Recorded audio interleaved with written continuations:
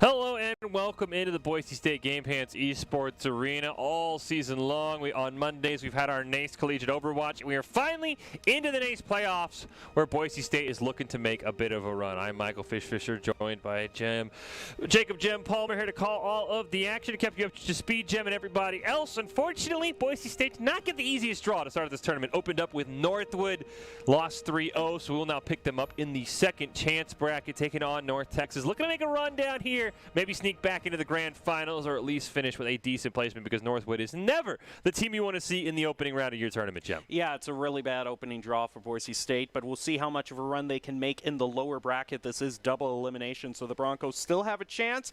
And hey, if we could get into the top 8 or even top 4 or something like that, you know, that would still be an incredible victory for the Broncos. They're going up against some of the toughest teams. Northwood, the toughest in the nation, one of the toughest in the nation. And some of these collegiate teams have players that have tried out for Overwatch leagues as well, so you're going up kind of against the best of the best. Yeah, I mean, Northwood's in this tournament, UT Dallas is in this tournament, Harrisburg is in this tournament, Bay State is in this tournament. They all fit that same criteria as you just mentioned. Maryville's in this tournament as well. I mean, the top of the top outside of Illinois State are basically all here. So Boise State usually considered in that 6 to 10 range, depending on what poll or what ranking you look at. Looking to turn things around, as we said, never the way you want to start. Well, let's take a look at the NACE breakdown. Has not changed from the regular season. It will still be a best of 5. It will still be control, escort, hybrid, assault, and then back to control. That third bullet point might change a little bit. Higher seed still picks the map. I believe Boise State got first pick on this map. Not sure if they'll get first pick going further and further along if they do play higher seeds. And then, of course, the map loser will pick next. Is Boise State taking on North Texas, a team we haven't seen in a while, Jim. Though I do believe when Boise State met them last time, they beat North Texas on the way to that Play Versus championship that they claimed last year. So definitely a team they're familiar with. Haven't seen them in a while, but a very strong team nonetheless. Yeah, strong team. Shouldn't be too uncharted territory for the Broncos. I would think that if they have first choice of the stage, then we would probably see what we've been used to be seeing all semester, which has been Lijon Tower. Boise State is really good at a lot of those selections. Their Symmetra speed on night market is almost unmatched. I say almost because we've just talked about Northwood and some of the best teams in the nation, but Boise State has a lot of talents when it comes to that control stage. Yeah, and once you get to this level, I think the Symmetra, you expect it to be just as strong for North Texas, so it's basically going to be everybody else outside the Symmetra ball that is going to be the focus on. As we get to Doc's keys of the game, before we hop into what we expect to be Lijon Tower, and Doc's keys are understand your comp and play style, focus on each fight, get good alt value, and objectives at the end of the day in Overwatch are always more important than the kill, because the objective is how you get it done. Doc's keys brought to us by Drop-In Gaming, the premier online platform for gamers who seek competition. Play your favorite game to win cash and prizes through free and paid matches and entry matches and tournaments. Whether you're new to the scene or a seasoned veteran, Drop-In Gaming is the right games and competition for you to begin your competitive gaming journey. Sign up at dropingaming.com. Boise State and North Texas getting ready to go here. Wait to see what our first map is going to be. I believe, as you said, though, it will be Lijon Tower, Gem, and then we will go from there. And what, I mean, we talked about the Symmetras. Is there anything else that we need to watch out for Boise State here on these maps? That is Lijon Tower, for them to be able to pull off the victory here against North Texas and keep moving along in the lower bracket. Well, Mecha Base is another one that we might want to look out for. Oh, I'm sorry, what am I talking about? I'm talking about the tower is what I'm talking about here, and just the close quarters that particular stage in the set of 3 that Lijon has brings a lot more of a brawly comp. You don't see as much aerial play, and brawl is something that Boise State really specializes in. Well, round 1 will kick off here as we expected. Probably double Sims. We see one for Boise State in the blue. We can see the teleporter already there for North Texas in the red. As Goblins on the Bastion. Nobody for North Texas was ready for that one. And it looks like Boise State's going to start off with a clean win. Aspect and Niche already down. North Texas does hold the point, but with this Bastion basically getting free reign now, does get jumped on there by Alias. Goblin going to teleport to the backside of the point. A great Symmetra teleport by Maxwell puts Boise State in command.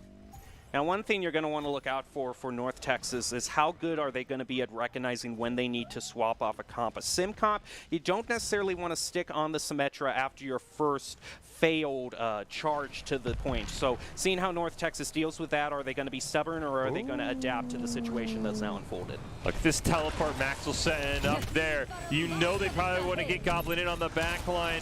As we already see the Photon Barrier go down, the Shatter will come out from Plato as well, but it's not going to land anywhere. And Matrix for Missile is going to come out, but it's not going to matter because Goblin is ripping the team apart. He's going to pick up 2 for himself. Boise State will lose their main tank, but that is it. And North Texas is going to be forced back to Son, and they'll stagger out Alias. I don't really see what the point of that Symmetra teleport is when Boise State has already dug in. I mean, with that Bastion, once they're dug into that point, you're going to have to do something other than just trying to teleport directly to the point in hopes of retaking it.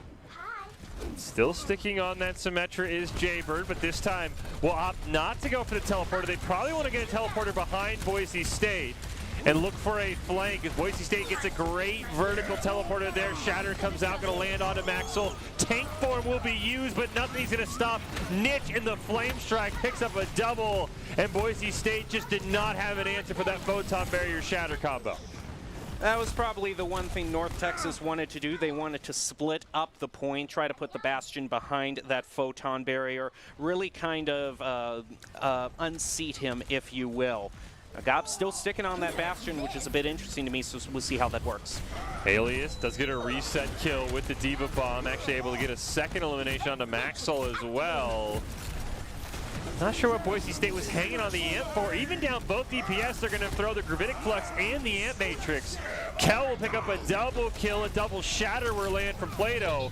But Gatsby's Sound Barrier is going to keep the rest of North Texas alive and well, trying to stall out for Missile and Niche to get back, but Alias will fall. A great snipe onto the Sentry turret as well. And even though North Texas flipped the point, I think Boise State should be back in command. A nice go call there, even with 2 DPS down. Now Boise State is still going to try to keep North Texas from gaining control at this point, and with taking out the last few members of North Texas, they are certainly going to do that. Now the interesting thing, North Texas, all they're really going to have is this Amp Matrix, but they're also going to have the Death Blossom online. The problem is, I'm just wondering if that Reaper is going to be able to position himself well enough to get into the backline. It can be difficult to set up those Death Blossoms. Maybe try and amp and have the Death Blossom come from behind as a 4-man shatter lands from Plato, but everybody stays alive. Great immortality field there by Missile. Boise State still holding on to that Sound Barrier. You'd probably assume that's what Large Bagel's holding it for. Looking for a boop, not able to find it. There's the Sound Barrier, but it only landed onto 3 members of Boise State. And that is going to cost them that fight there, as they're going to lose 2 right off the bat. North Texas will flip it in overtime. Just an unfortunate Sound Barrier miss there from a Large Bagel. That is unfortunate, especially when you consider that the main damage ultimate for North Texas, which is going to be that Death Blossom, now can't necessarily be countered, and Large Bagel probably trying to get a little too fancy in his footwork, falls off the edge. Yeah, hopefully Aspect now knows, if you're a North Texas fan, that that Death Blossom can pretty much go out with ease. Boise State does not have a lot of CC outside of their tank lineup for that Reaper. As you see, Symmetra turrets doing quite a bit of damage to Plato. They're going to throw down one more teleporter. Goblin's going to get up on the high ground, forced to teleport back and heal. Here comes the rest of the team, but the teleporter will be destroyed. Gatsby has the Sound Barrier and is going to pop it. It'll land onto everybody. Death Blossom only gets the immortality field. Huge Diva Bomb is going to force Goblin away. He will go down to Aspect as well. Both teams down a pair of members. It's 2 tanks down for North Texas. Gravitic Flux used there by Kel, just trying to find any value. Gonna slam down Gatsby, but Aspect is able to get out of there with the Shadow Form, and this looks like Boise State ends up flipping it at 99%. North Texas now has to keep the challenge alive, and Amp Matrix goes down from Missile. Photon Barrier is going to be used by Jaybird. You hear the tank form come out from Goblin as North Texas is just staggering onto the point. A solo shatter from Niche is going to land onto Goblin and will eventually be taken out. But Boise State should be able to stabilize here. North Texas waiting for the whole team. Teleporter will get destroyed, a 1-for-1 trade. Niche going to get out Kel as well. Maybe North Texas has a bit of an advantage here. Up 1 in this current fight, make it up 2 as a Large Bagel gets hit in the back. Plato trying to stall as long as possible. North Texas should flip it, but Boise State should get 1 chance to contest. Maybe, never mind. Overtime went too long. Great play there by North Texas to end up pulling out that first map. Yeah, North Texas especially had a lot more ultimates that were just trickling online in that final fight. So definitely, I think all Boise State really had was that tank form. And North Texas especially having that shatter online to really CC Boise State, which really had no choice but to get on to the point because the timer is ticking down. It really just leads up to those shatters, which can stop the other team in their tracks and buy North Texas enough time to get the first win. See what Boise State can do on our second map on Lijiang. Always got to watch the Bagel rollouts here. Would expect North Texas to maybe not just Symmetra teleport right into the window. Now, one thing we also kind of see on this stage, not often, but sometimes Boise State also likes to bring out the Roadhog. Oh, there it is! Oh, yes, they are. Look out for some really cheeky environmentals. Double for Bagel. Oh, are you kidding me? Nich's going to take one off the edge and go off the edge himself. The Bagel rollout, we talked about it. North Texas fell for it. That's an easy first fight win. Well, Boise State, yeah, looks like they are going to get that really just only off of those environmentals. Bagel just kind of loves to charge the other team and really catch them off guard. And North Texas, you know, with Bagel being as good as he is at these environmentals on this particular stage, it really confines North Texas to take this one route where they don't have to worry about environmentals, and that takes a lot of the stage away from them. I like that teleport by Jaybird. Gets North Texas right on the point. Immortality field from Missile goes down. Plato does get frozen by Aspect now on the May, but everyone's going to stay alive. Great Amp Matrix comes out here from Missile, but Boise State will simply line aside it. Unfortunately, Max will miss that memo. It's taken out by Aspect. Sound barrier already coming down from a large Bagel, thanks in part to those two early environmentals. Double Shatter comes out, but unfortunately Niche is hit just a bit harder. He gets the stun, but it's Goblin picking up all the kills. He's got a double. Gatsby has to YOLO Sound Barrier to keep his team alive, but it's not going to be enough. Boise State takes down Aspect, and they hold on here, and they're already up above 50% by the time this fight is over. One of Boise State's kind of hidden strength is their ability to maintain control of points once they are dug in. Even if there is a pick, oh, we're going to see Diva Bomb go out. Gets one on the Jaybird as the duplicate ends. And I was just saying, once they get on the point, even if they get one or two picks, Boise State, especially their supports, are just so tough to take out. The Boise State can usually sustain, drive that percentage counter up, and wait for the team to respawn.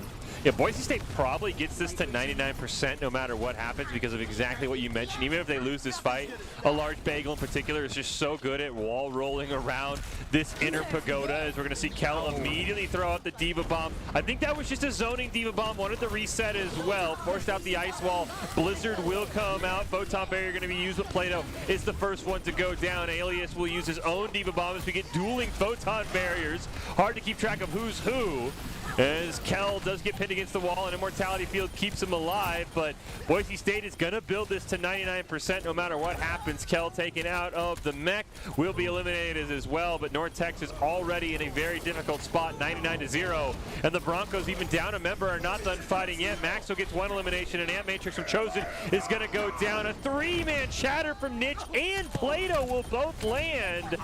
Large Bagel will fall, but so will Niche. That's a fair trade. One Boise State will take. Teleporter going to go down from Maxwell, trying to establish the high ground, get out of line of sight of that Amp Matrix that Missile threw down.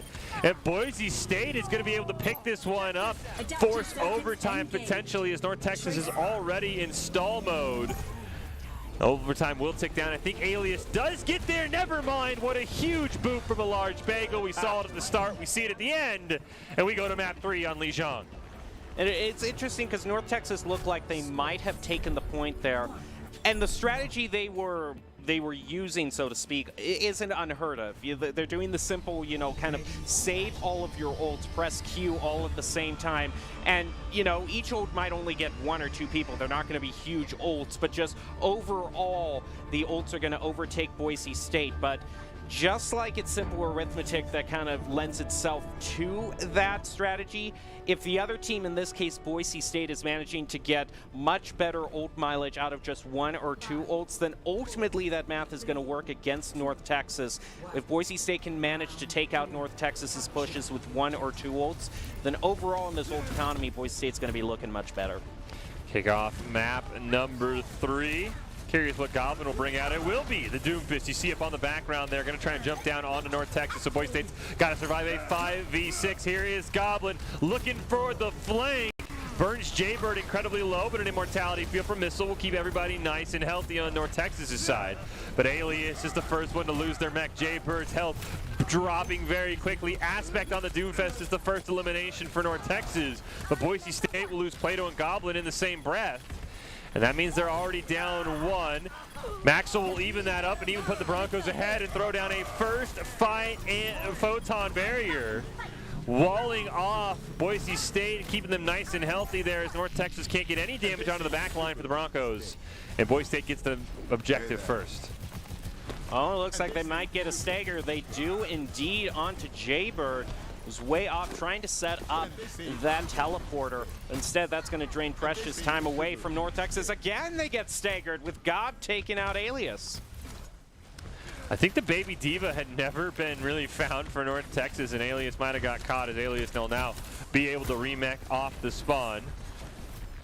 And you can see here, you got 3 great symmetric turrets right above where North Texas is going to come in, going to do a ton of damage. Kel maybe looking for a Gravitic Flux. His Meteor Strike from Aspect is immediately going to be used. Gravitic Flux going to pick up just one, but Jaybird will be smashed into the ground, and Symmetra will go down. A Meteor Strike will come out from Goblin as well. It'll take out Alias out of the mech, and that's about it. As Boise State will look to stagger the Baby Diva, who will just end up suiciding herself to prevent that. Well, North Texas, they're going to have a whole lot. Everything basically except the Meteor Strike. It's going to be very crucial to see when a large bagel uses this sound barrier to keep Boise State alive. Do what is going to be a complete onslaught from North Texas here. There's the Amp Matrix going down. It's a 1-for-1 trade. Plato for Missile, but you'll take that if you're North Texas, because now the Broncos without their main tank. But Boise State will just simply retreat. They'll wait out the rest of it. Now it's the Broncos' turn to throw up an Amp Matrix. Try and burn down the remaining health of North Texas. As Aspect will go down. The mean and green running out of resources, running out of time. Diva Bomb only takes out an Immortality Field. A great Flame Strike from Niche will take out Chosen. Dueling sound barriers will come out. Shatter not going to land from Plato. Niche will get it onto 3, but Large Bagel sound barriers will sustain Boise State through all of that CC. Plato gets pinned and hits a great Flame Strike to keep the Broncos alive, and North Texas is just simply going to run out of members. They can't even make it back onto the point, and Boise State will win maps 2 and 3, and they'll go up 1-0 here on Lijiang. Well, that's a great start for the Broncos. It's going to put the ball in their court for the rest of the match. Well, if you're in high school and you want to unlock your true talent, make sure you check out esportstower.com. We've got weekly rumbles Monday through Thursday. It is a ton of fun. esportstower.com. They've got Valorant, they've got Rocket League, they've got Overwatch, they've got Fortnite, they've even got Apex Legends. If you're in high school, you're looking to start your path to pro, maybe even land a collegiate scholarship, esportstower.com is the place to check out. Quickly before we go to break, Jem, your thoughts on Lijiang Tower and what Boise State needs to keep doing to make sure they win this and keep themselves alive in the next playoffs? Well, Boise State does a really good job overall of just getting a lot more mileage, and I would say just when it kind of comes down to the one-on-one skill. Boise State really has the advantage here. Their ability to get kind of the maximum charge amount every time they get onto the point. It's very rare that kind of they give up the point without having gotten at least kind of, it seems like 40% charge on the point with just one push. So it seems like when North Texas gets on the point, with the exception of Night Market, which I really have to hand it to them, they found a way to muscle back there. But Boise State does a really good job of maintaining their presence on the point once they've established it. We're going to hybrid. What can North Texas do to get back in this, or can Boise State go up 2-0 and look to continue on in the playoffs? We'll take a short break, and we'll be back with Map 2 between Boise State and North Texas in the NACE playoffs right after this.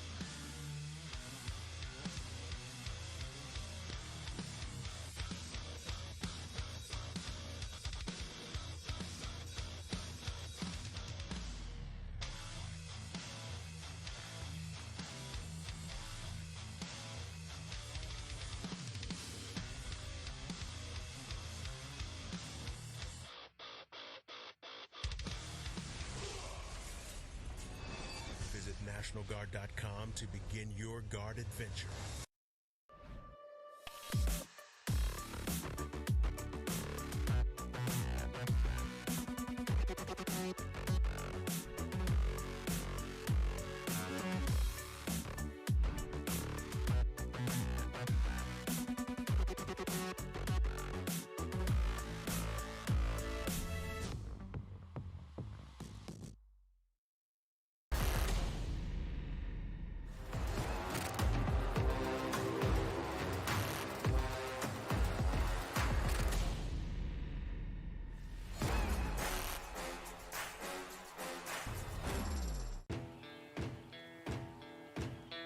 Here are a couple lessons I've learned over the years. Friendships come in all shapes and sizes. And always buckle up. Seatbelts save lives. That's a rule we can all live by.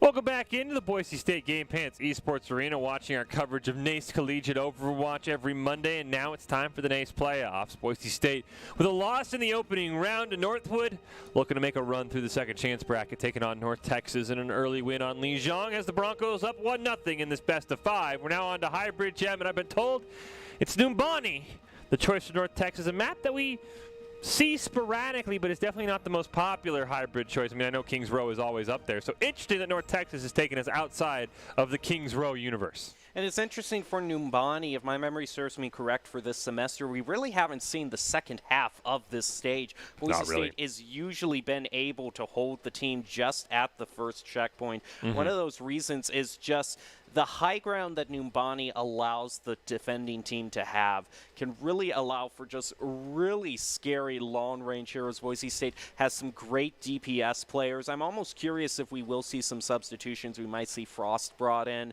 as Boise State has a lot of great DPS talent that can really do great on kind of more sniper long-range composition, so it'll be interesting to see what they bring out. I mean, I know Frost, fittingly enough, was one of the May players for Boise State who would have been great had Kings Row been picked, but as you said, Boise State has a lot of talent. We'll see what they want to pick here. As you see, this is the lineup that we've been told, so Boise State sticking with everybody here. Today's lineup is brought to you by Count. Count Identity Trust Global Network delivers real-time fraud prevention, account protection, enables personalized customer experience for more than 9,000 leading brands and payment providers. Play-Doh, Kel, Goblin, Maxwell, Chosen, and a large bagel, all ready to go.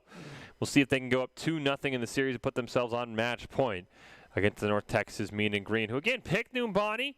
Would assume Boise State, as always, will pick to defend first, but you never know. Sometimes you can maybe go attacker heavy, but I think the opening part of the map, when you're trying to get to that payload, when you've got the high ground, is going to be a very, very difficult spot for North Texas because of the DPS you mentioned for Boise State in Goblin and Maxwell. Well, we'll just have to see what the Broncos choose. Now, there is also a lot of open airspace above this first point, so there is the possibility Boise State not unfamiliar with, a Far Mercy or their Echo, especially with a Mercy pocket, can be devastating. So a lot of options for the Broncos. I did see a Diva be brought out, and you can't talk about Diva and off tanks without talking about Kel. What an amazing player. Doc just constantly raves about Kel, who really, you want to keep an eye on him. He's always doing something to disrupt the other team, stop their plays, denying ultimates. He's done great with the defense matrix. Watch for him and what he does in this fight. Boise State's going to come out with the Ash and the Echo, though there is no Mercy. But speaking of Mercy, there is a Mercy and an Echo on the side of North Texas, so they'll have the Mercy pocket for Aspect. Meanwhile, Maxwell and Goblin are just going to have to do it by themselves as Boise State's brought out the Brig this time over the Lucio for a large bagel. And North Texas really looking for an in right now. Looks like they're going to go the long way around, try and sandwich half of Boise State's DPS, and that'll work very well as Bagel and Chosen will both be taken out. Kel will at least get one back onto Aspect, but that revive will come through immediately, and that is an early first point win here for North Texas. Boise State can't really hold on here. We do see Maxwell trying to kind of even it up with one pick onto Aspect, but it's not going to be too much, and North Texas definitely seems like they chose this stage for a reason. I, for one, am very happy that kind of my prediction of not seeing half of this stage is not coming true. I'm glad to see the end half of Numbani again. It's been a while. So great job for North Texas. They're going to immediately nano onto Jaybird, who's actually swapped. Jaybird and Nitch have swapped roles. Jaybird now the main tank, Nitch onto that Tracer. And we'll see if that change can help North Texas out there. It's a great hold. It's going to keep them sent right back. That Nano getting very little value. Kel and Alias both D-Mech, but both Baby Divas staying alive as we're going to get a duplicate for Goblin. Onto that, Winston trying to build that Primal Rage. Only has 8 seconds left. Should be able, no, never mind, actually gets eliminated, but Boise State is able to pick up 2 eliminations, make it 3. There's a revive, gonna go out on to Missile, who's on that on and now. Maxwell does have Bob, gonna immediately call him in. We see revive on to Goblin, so both teams basically back at full strength, though unfortunately Large Bagel will get taken out by the Diva Bomb. We hear now Kel's Diva Bomb going out, not quite able to match it. Supercharger taken down by that Pulse Bomb, and Boise State will lose Maxwell as well. So North Texas just slowly but surely pushing back Boise State's back line as now both DPS are gone. It seems like Boise State, especially in their strategy, is really recognizing the mileage that these supports of North Texas can give to their team. Obviously, the Mercy Pocket, you need her to boost the Echo, but also the Ana, which in the right hands can be an absolutely devastating support that can do so much healing and a lot of great plays with that Sleep Dart. You know, you see Boise State is constantly trying to get into this backline to harass those supports, first with the Primal Rage, then with the Diva Bomb. So look for a lot of them trying to peel North Texas away. There's another Nano on to Jaybird, just trying to build that Primal Rage, but Winston will go down, and Ant Matrix going to be used there by Chosen, so North Texas will just simply line of sight it and most likely wait for their main tank as well, though Kel will be forced out of the mech with an Immortality field, not able to keep that mech alive. Boise State going to lose Baby Diva in the process, so Alias will face a very similar fate. A Large Bagel will get that revive onto Kel, who will be able to remech. But it looks like Alias is going to be able to make it away as well. Valkyrie going to be popped there by a Large Bagel. Stay out of the fight, continue to boost Plato and try and keep the team alive as there's a revive onto Missile from Gatsby, who's been playing this so well. Primal Rage from Jaybird is dividing the Boise State side as we get a great Pulse Bomb there from Maxwell. A duplicate for Goblin onto the Tracer, trying to build as many Diva Bombs as possible. Gets a second one off, but not able to get a single elimination as a Large Bagel gets taken out. So does Goblin. No revive available, and that means second checkpoint gets unlocked for North Texas. And this is kind of a really stark difference from what we saw in the first round. North Texas just seems to be doing a lot better at not only charging their ultimates, but making sure they have an advantage for every single fight. Boise State has done a lot of swaps, and of course I don't disagree with going to the right comp. It's just they haven't been able to use as many ultimates. Boise State's still looking for really their first team fight win. Aspect gonna duplicate onto the Diva. They're gonna have a Diva Bomb ready to go. Pulse Bomb is the first thing used from Niche there, not able to find anything. Gatsby burned down. We talked about the value of the supports. Looks like they're gonna go back-to-back Diva Bombs here for North Texas. Only able to find an elimination onto a mech to Kel, I believe. So Boise State should be able to finally slow down this push in North Texas. And I find it very interesting, as soon as Maxwell got that double elimination, taking out North Texas, what do they swap over to? The Brig, who is designed to punish these divey heroes. She is just designed to sustain those tanks and really punish the squishies that dare go into the backline. So I think North Texas, seeing the threat from Maxwell, is making the adjustments. Oh, Maxwell at 1 HP. Able to rewind and heal back up to full, looking for a bit of a flank with that Pulse Bomb. And we do see there's a Nano going to go out onto Jaybird. The stick will land onto Aspect, so it's a 1-for-1 trade for Boise State and North Texas. Battle of the Tracers going to come out here between Niche and Maxwell. And neither of them really able to find each other as now Niche gets the elimination onto Maxwell, now has his own Pulse Bomb available.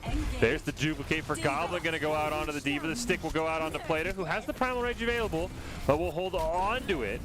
As the Diva Bomb from Alias only eliminates Goblin's duplicate, but he will get one more Diva Bomb out and gets the remech as well. That Diva, though, will fade before he can build up another one. Valkyrie is going to be used by a Large Bagel. Maxwell gets put to sleep, so Plato dies to the Primal Rage up. Huge loss for Boise State. And now North Texas should be able to jump in. There's the Primal Rage from Jaybird, going to get hit by an Anti, though. Boise State trying to burn down that 1,000 HP. Monkey going to get him about halfway before he tries and jumps. Kel on the hunt. 2 minutes left. Boise State barely holding on in front of their own point, though, as Goblin will get taken out. So will Maxwell, and this seems to mean that North Texas should be able to full push in. Now Plato will pop the Primal Rage, just trying to put out as much damage and keep people off the cart for as long as possible. Buy time for people to respawn. But he will get eliminated as soon as he lands. It's all up to Maxwell on a large bagel. They're just going to try and buy time, but a great debuff from Alias will force him off the point. And on a minute 30, North Texas will go all 3 on Numbani. Now, let's think back a little bit to what Boise State initially set up on that defense. They went with the Ash and the Echo, and Boise State was really kind of just going with a real huge high ground strategy, but you saw such great play from Alias, especially Jaybird too. Both of these kind of off tanks with a lot of vertical mobility really just were able to kind of bring Boise State off of the high grounds, what they set up for, force them to fight on the ground, and once they did, North Texas was just able to bowl over the Broncos. I think the one thing that's been the most impressive for North Texas is that Jaybird and Nitch have performed this role swap relatively without much loss, and maybe even made North Texas better, which is not something you see all of the time. I mean, you know, might see a support here and a different support for a different map like we've seen from Bay State. But the fact that Nitch and Jaybird swapped effortlessly between main tank and DPS has really been a huge key for North Texas. We'll see how those two can perform as they try and defend Boise State here and prevent us from going into overtime. And I really think that Maxwell, as good as he has been on the Tracer, I think we have seen a lot of counterplay from North Texas's Tracer. Kind of a lot of those really hard to watch, really kind of blink fest back and forth between them, and North Texas has definitely matched Boise State in that regard. Once again, we'll have both on the Tracer, Nitch and Maxwell, so we'll have to keep an eye out for any Tracer duels where you're just bouncing back and forth, as Maxwell is looking for a flank onto North Texas. Ended up seeing, I think, Gatsby in Aspect, but isn't choosing to take that fight. Ends up getting found out by Nitch. I'm not sure what Maxwell was looking for there.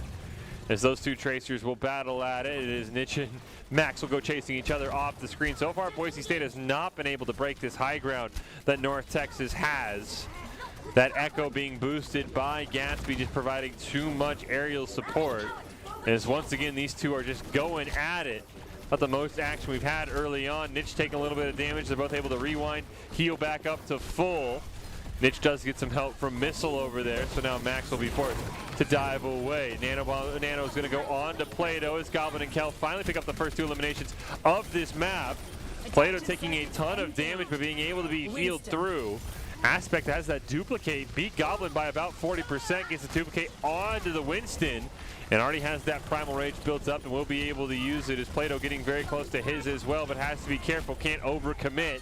Nitch and Alias will be eliminated, at least Alien's mech will be eliminated as Aspect goes down as soon as that duplicate fades. Primal Rage, the baby diva for Plato. Bit of an overkill there, but I think Boise State has finally won this fight and should be able to unlock the payload and start moving forward. I think that's kind of the textbook definition of what's a win more ultimate there. Boise State already had the point pretty much locked down. A baby diva isn't going to be much of a threat to a full health Winston in any world, so I have to wonder, Boise State, and actually great job to Jaybird there. Already staggering, taking a lot of damage from Boise State as this starts. Does have the supercharger available, see how long he wants to hold on to it. Boise State does not have any ults up, but they do have the duplicate online, and they do have the rally from Bagel coming up right about now as we get Goblin onto that Diva. We get the rally going to come out. We get a Nano onto Nitch of all choices, plus a Valkyrie going to come out from Gatsby. Diva Bomb going to be used from Goblin. He'll look for the remech. Can't quite complete the process, but will be able to get airborne on that Echo, not only eliminate Jaybird, but get out of there without sustaining too much damage. Drops to 16 HP. Eats a healing grenade from Chosen, though, gets healed back up to full. Alias is Diva Bomb going to get elimination, but Goblin will avenge Chosen with elimination onto Alias, who is put to sleep in Baby Diva form.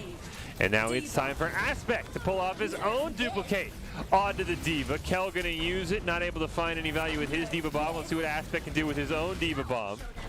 not finding much value either, and maybe looking for a cheeky little remag, and will get it, but unfortunately the duplicate timer will fade.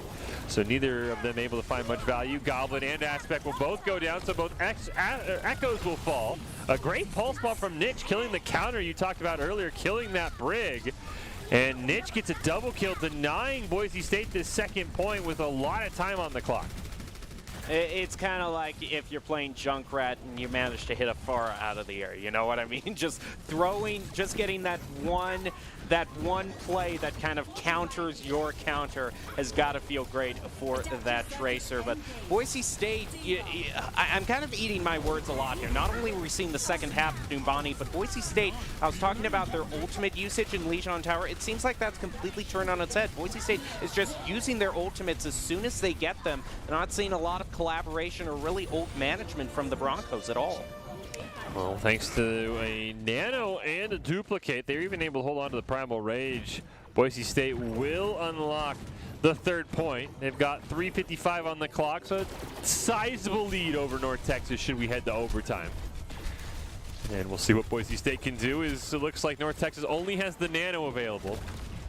Going to be very hard for them to get value. Maxwell looking for a flank, sees they have a Brig. There's that nano onto Jaybird, who's immediately put to sleep. A fantastic sleep there by Chose, and that allows Boise State to get one pick onto Aspect. Primal Rage from Plato going to come out and looking for a couple more eliminations. 3 members of North Texas will go down. Diva Bomb from Alias, the Hail Mary reset. Not able to find it, so Boise State can just simply keep pushing. Boise State is going to have a great time advantage, especially here, and they're pushing right up to the point. Look at that, too. Look at that defensive matrix from Kel. You know, I told you to watch him. He can negate some of those ultimates. 0.76 meters. Boise State just needs to win this fight. Maybe even use a Diva Bomb to force people off the point, as Aspect will go down. So will Jaybird. The rest of North Texas sitting in their spawn, but Maxa will deny a missile there. And with Nish the last line of defense, Boise State will cap it with just under double the amount of time North Texas has. As much as I was talking about ultimates, this really was the perfect ultimate Boise State had. They were thinking ahead toward this moment here, being able to create so much space and push North Texas back into their own spawn, just letting that Winston go against all of those squishies here. And you gotta hand it to Maxwell too, as the ability to recognize when the player is just outside that realm of safety of the spawn. Got a couple of eliminations that way against North Texas. We reset for overtime here. Map number 2, NACE playoffs. Lower bracket round 1 between Boise State and North Texas. North Texas got 1:30 on the clock. The Broncos got 2:50. And we'll see if Boise State is going to have a different strategy. Doesn't look like it. Looks like they actually will keep it the Tracer. Might be the one other difference they're going to go with here. As I say, I was not a fan of the Ash Echo without the Mercy Pocket they pulled out the first time. Yeah, especially if you're going to go with those kind of more long-range comp, then you need those DPSs to get those crucial picks right as the engagement starts to take North Texas off of full strength. So it doesn't quite look like we'll see the Broncos going with that. Swapping back over toward that Mercy Pocket, I do believe, for the Echo, which these Echoes for both teams have been insane on this stage.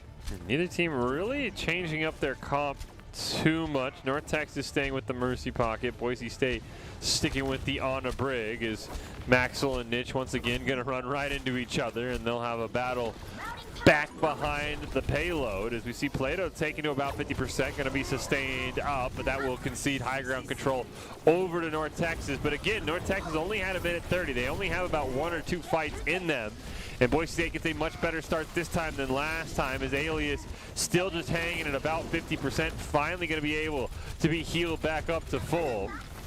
Missile, Gatsby, and Niche all taking damage, though. Boise State spreading around the love, but so far, North Texas hesitant to pick a fight, and now, with 30 seconds left, North Texas is going to get one chance on the point. They were waiting for that nano to build. Boise State will have one as well. They'll nano each other's Winstons, and it's Boise State who gets to pick onto both supports for North Texas. That is huge. Alias getting one onto a large bagel, even a second on a Chosen. I don't think is going to be enough. Primal Rage will get used, and I don't think North Texas is going to have enough besides just to stagger onto the point person by person. I get what North Texas was trying to do in trying to nano that Winston to go onto the point. The problem was the Winston kind of jumped onto that point all alone, and Boise State was more than happy for Plato to just jump in and completely take out North Texas's Ana and their supports as the backline crumbled behind that nano-boosted Winston. Niche back, plus Gatsby will all go down.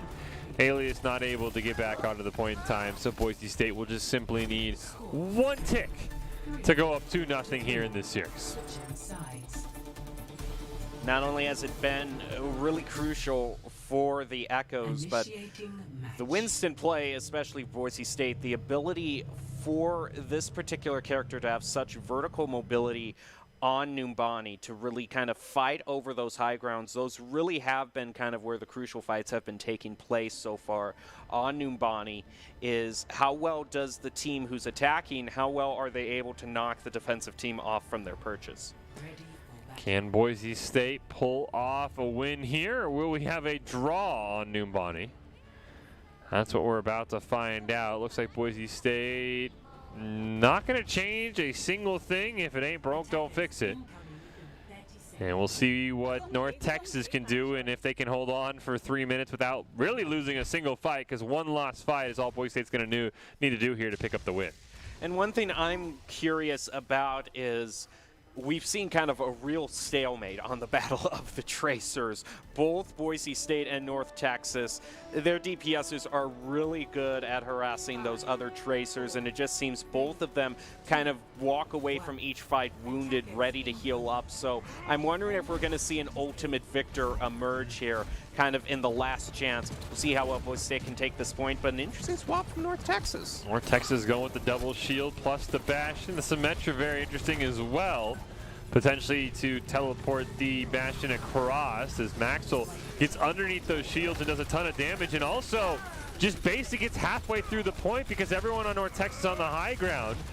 Gatsby and Goblin will both be eliminated. Maxwell will now be found out, and he's going to look to zip back in on that high ground as Alias realizes he's got to stand on the point. Maxwell trying to maybe just kind of overpower Alias down there, as Chosen does have the nano, but his nano goes on to Plato as he goes jumping up onto the high ground. We'll see if that is the case. There's really not much for this Winston to do right now. There it is. There's the nano plus the jump onto the high ground. Immortality Field and Missile will both go down to start things out. A tank form from Aspect was built up but cannot get value. Plato's going to get a quad. And that is all Boise State needed. They will get the point, and they will go up 2-0 in the series. And Boise State was really in a great position there, only having to get one tick. Well, if you want to apply for a job for the best place to work in Idaho, Idaho Central Credit Union is that place. They are now hiring for positions like software developer, server administrator, workstation technician, information security intern, and DevOps engineer. Learn more and apply today at www.iccu.com/careers. Boise State up 2-0. In these NACE playoffs, round one of our lower bracket. Fish and Gem here call it all of the action. We've got Escort up next. And Boise State, Gem, it was closer on hybrid, but I think they have what it takes to get it done here on map 3, at least if they play the way they did on attacking and in overtime. Yeah, they really did a great job of building up more time for themselves. And the point that I wanted to make with them only needing one tick is they were really kind of already going up against a comp, you know, that kind of wants to dig in with that Bastion. Once you get that unseated and you just are able to finally break through that, Boise State had plenty of time. Once they knew that the Bastion was there, all they had to do was let the Winston jump in, unseat everybody, and once that kind of keystone fell, if you will, they were able to get their presence on the point to take them all out. So it was just one domino really to knock over, and Boise State had their win. Aspect almost got it, had the tank for him, but died right as he popped it. We're going to take a quick break. Looks like we're going to Junkertown next. Can Boise State close out the series, move on to the next round of the NACE playoffs? We'll find out right after this.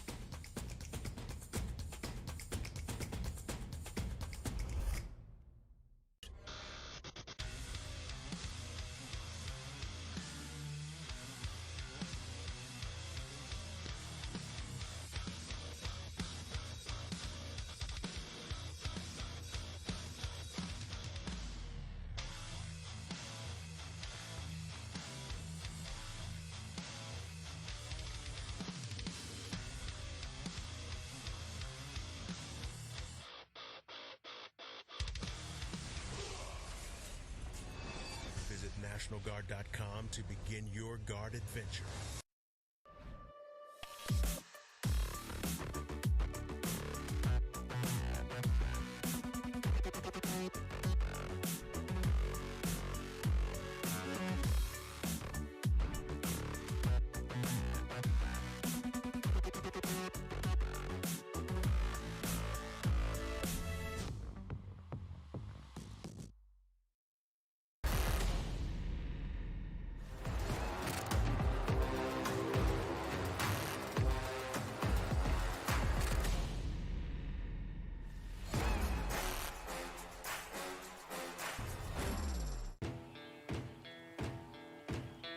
Here are a couple lessons I've learned over the years.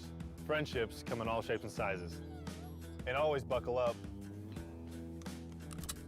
Seatbelts save lives. That's a rule we can all live by.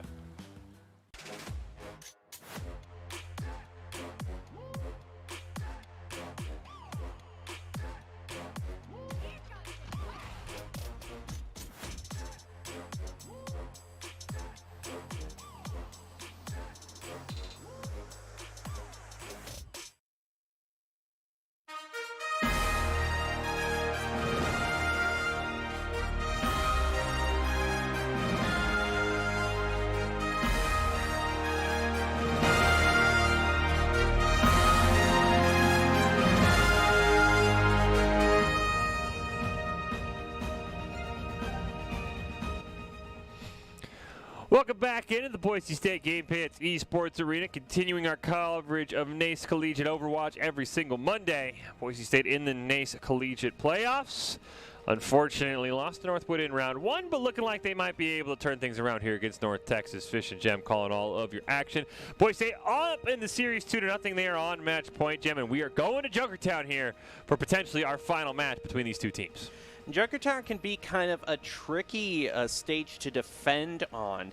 Basically, once the team manages to get a momentum, if they can get to that first checkpoint, it's almost kind of a guarantee that the third checkpoint is going to be in play. Very rarely do we ever see a team being held in the second third of the map. So Junkertown is really, you know, if Boise State can manage to hold North Texas before that first checkpoint, then they'll have a really easy just kind of last formality of a walk toward their victory. Yeah, I'm curious what we're going to see. I mean, I know we've seen a lot of double sniper, especially recently from Boise State with the Hanzo and the Widowmaker. I'm curious if they'll pull that out, how North Texas will respond. Of course, North Texas did pick this map as the losers of Numbani, so I'm very curious what they have up their sleeves. But before we get into the game, let's start over to Doc Skis of the game. Let Boise State know what they need to do to wrap this series up and move on to the next round, trying to make a run through those second chance playoffs here.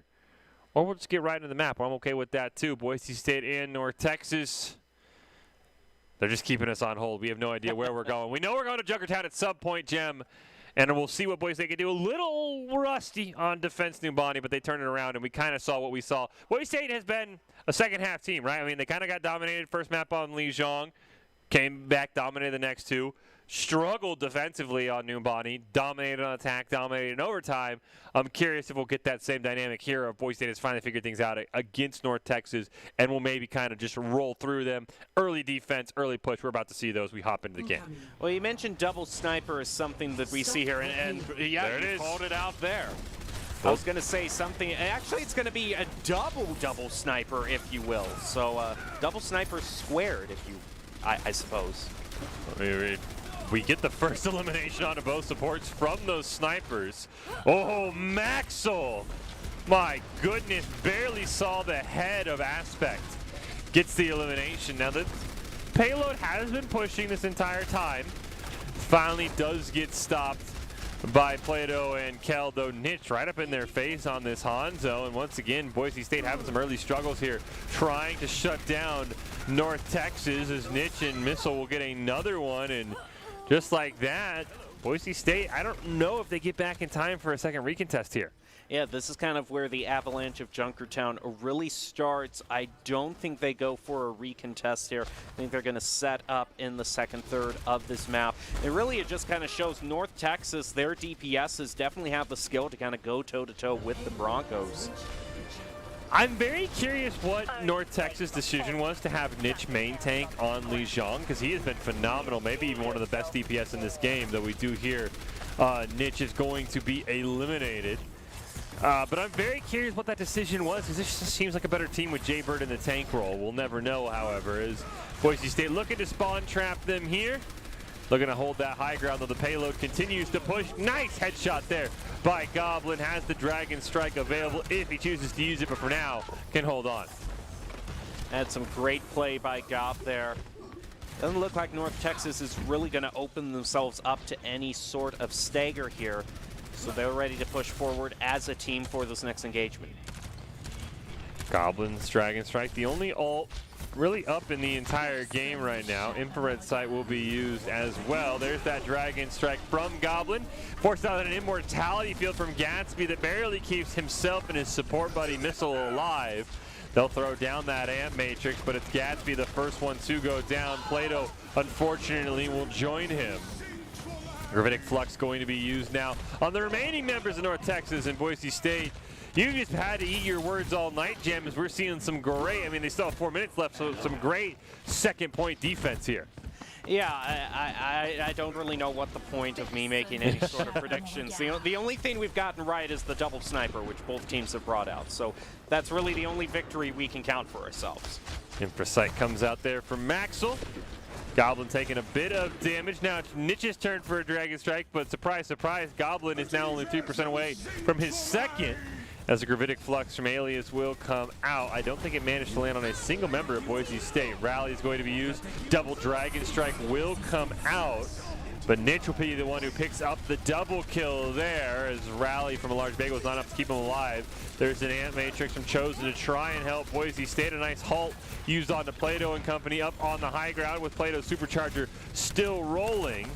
But North Texas will just simply line aside all of that. Alias got a great flank. And finally, North Texas will break that high ground hold of Boise State. Boise State is really going to get one more kind of team engagement to try to hold it at the second point here. You see Maxwell in a bit of a predicament here. He needs to find some sort of high ground. Is going to be able to reposition himself, though. So is going to be able, we're going to have to see if he is able to get some sort of pick. They're just going to go back for a little bit of healing. Now we'll see, will the choice pick come out for Boise State? Start off this right. Oh, there it is. There. Infrasight going to be popped right after as both Boise State DPS pick up a headshot. Goblin will pick up one more. Supercharger from Jaybird going to be used. And another win for Boise State, but unfortunately with how fast they lost point one, they still have to hold on for another 2 minutes, but they'll pick up right back on the high ground where we last saw them. Yeah, considering that North Texas had 5 minutes once they got to the first checkpoint, this has been a series of wins for Boise State in these engagements. Good thing is that they're going to have the good CC ultimate to start out, especially with these narrow doorways that North Texas has to push through. Both Gravitic Fluxes online, but unfortunately Kel will just go down. Infrasight pop there from Aspect, and the Gravitic Flux going to be used. I think it landed onto Plato, though, who will simply just pop the Fortify and become immune to almost everything. But 3 go down. Boise State probably going to opt for a quick reset here. Should have enough time to potentially contest one more chance before North Texas caps the second point. We'll see if they do it or if they just give this up. I don't think you want to give this up. I guess they do. Plato was just respawning at the time, so maybe they made that split-second calculation they didn't have enough time. Kel did take a lot of damage as well. Probably was trying to beat the corner with that Gravitic Flux as Kel and Niche will be traded out 1 for 1.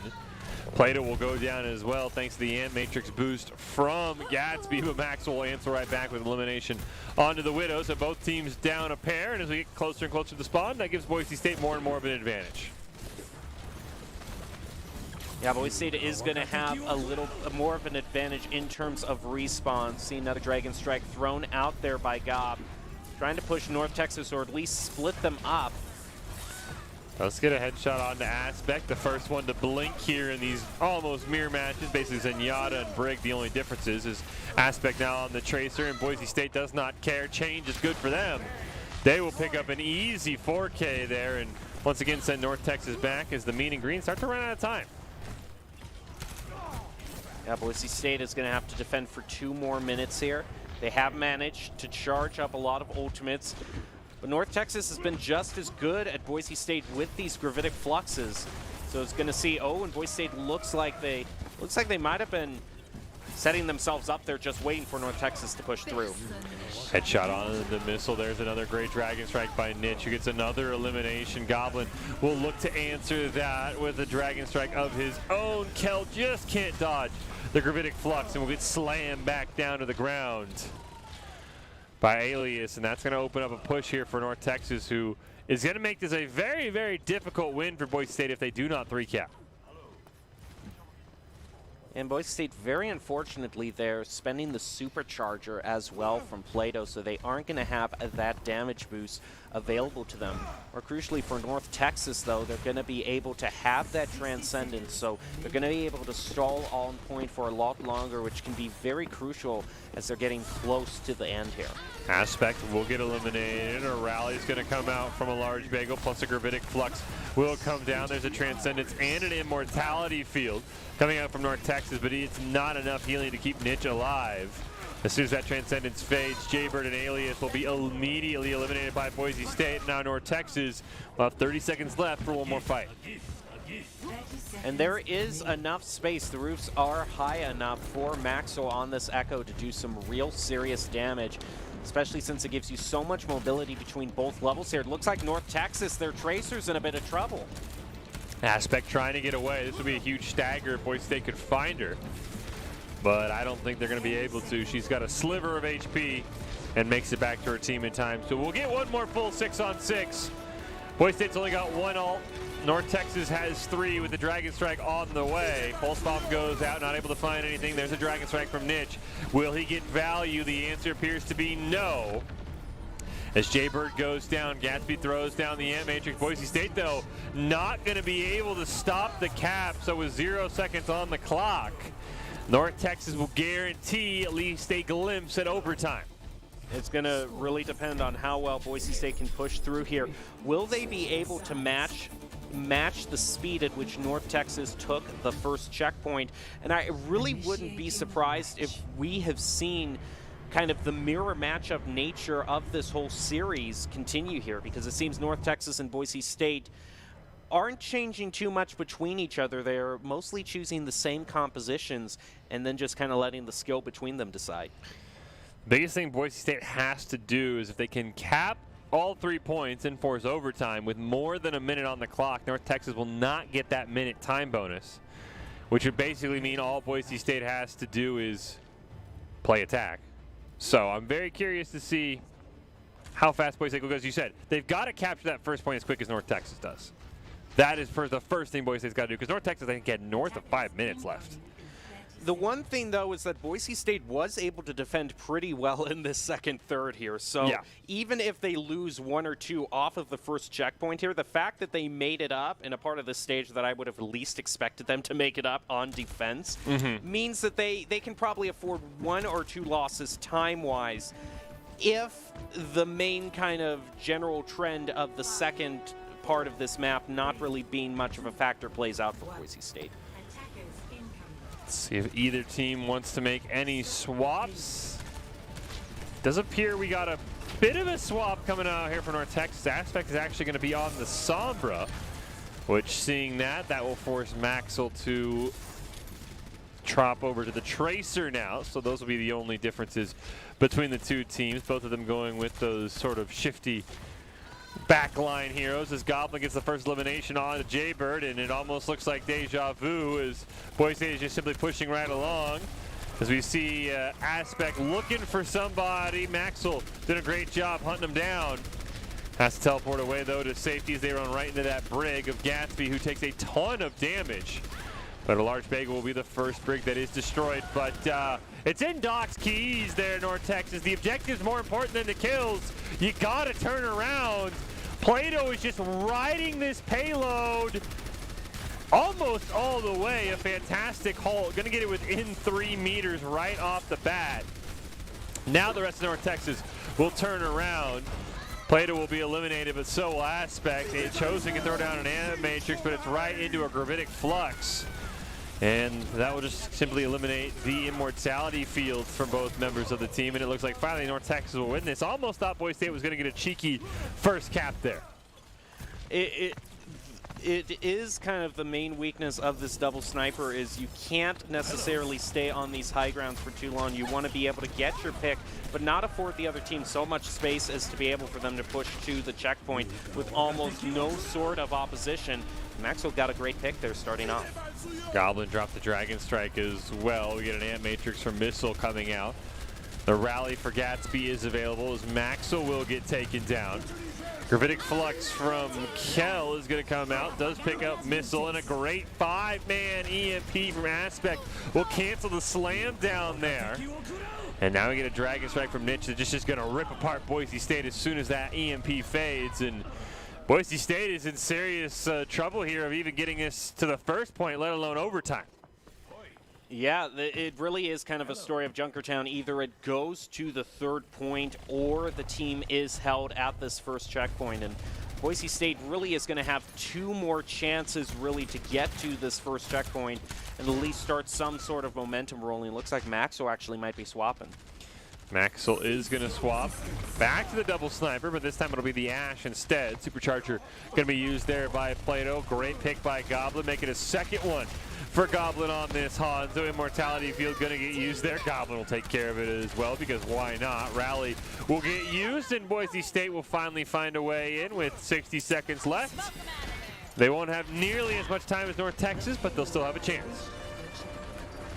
Now we're going to have to see if they can outmatch the pace. This is going to be where the difference is made up in terms of time for the Broncos. Can one of their snipers get an early pick? Indeed they can. Not sure if that pick is too early because they're not going to be able to get the payload all the way to where they need it to go. So while it will help their early push, you can see North Texas has basically conceded the first half of this second point. Now pushing up along the high ground. If Goblin can get that immortality field taken care of, he can launch a Dragon Strike. He'll do just that, but the immortality field is going to keep 4 members alive. But as soon as it falls, Boise State will pick up eliminations onto a couple of them. That Supercharger still there. Finally, it's eliminated by Maxwell. But if Boise State could have gotten that immortality field out just a moment earlier, that is a huge Dragon Strike. But once again, the payload just kind of chugging along. Finally, Alias going to look for that flank, has the Gravitic Flux. Aspect trying to get a pick onto Maxwell as well. Rally going to be used by Gatsby, and that's once again going to stop Boise State and Plato in their tracks of trying to push that payload.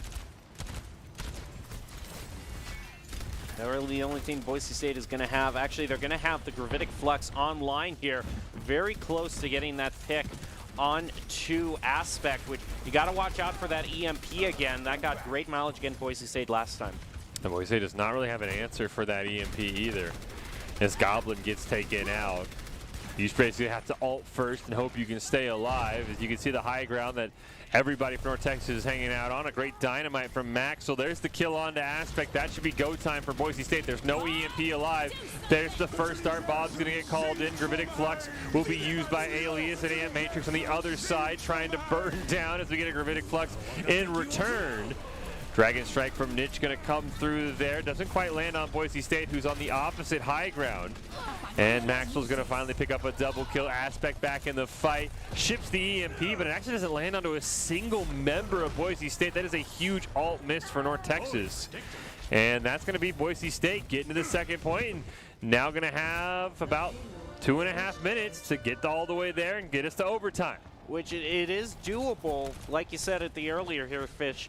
The key thing is Boise State going to be able to get to the final checkpoint with more than a minute left on the timer?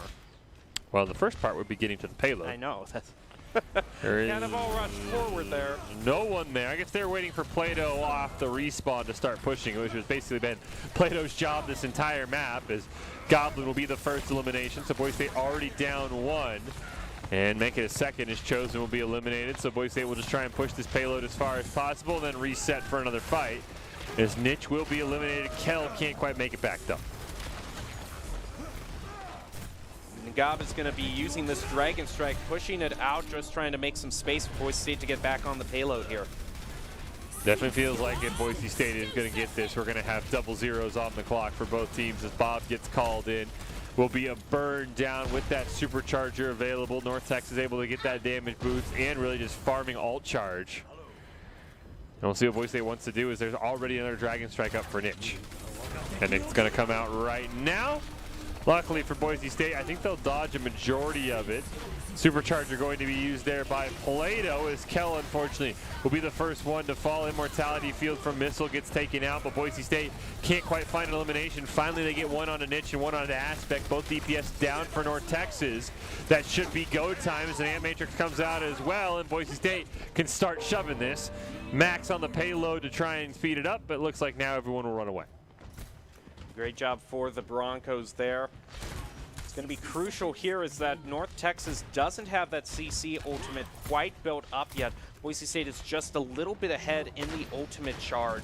The only really thing is, and I think the Amp Matrix can also be charged up. It's one of the fastest charging ultimates in the game, and then the capable hands like Chosen seems to be ready every other fight. Well, they throw out the Dragon Strike. He gets the Immortality Field from Missile. Both Briggs will rally. Bagel didn't even see Gatsby and company, just popped it as soon as he heard the voice lines. There is that Ant Matrix coming down from Missile. Boise State needs to be able to win this. There's only 25 seconds left. A great Gravitic Flux on the Missile will get the elimination, but Boise State is down both their supports as Chosen tries to come racing back into the fight. Alias will go down, so will Jaybird. And Boise State has an opening here. They get a kill on to Gatsby as well, and by the skin of their teeth, Boise State looks like they're going to be able to cap this here. 0 seconds on the clock, but it's Bob picking up eliminations, and Boise State and North Texas will get a minute for overtime. Ooh, very evenly matched between these two teams. The 2-0 really doesn't tell the whole story here. North Texas has really been giving the Broncos a run for their money. It's fantastic play by Maxwell on this Ash. Runs up a 20-player kill streak here, and we'll see if either team can get a stop on the first point, because North Texas just kind of ran through Boise State like a hot knife on butter last time around.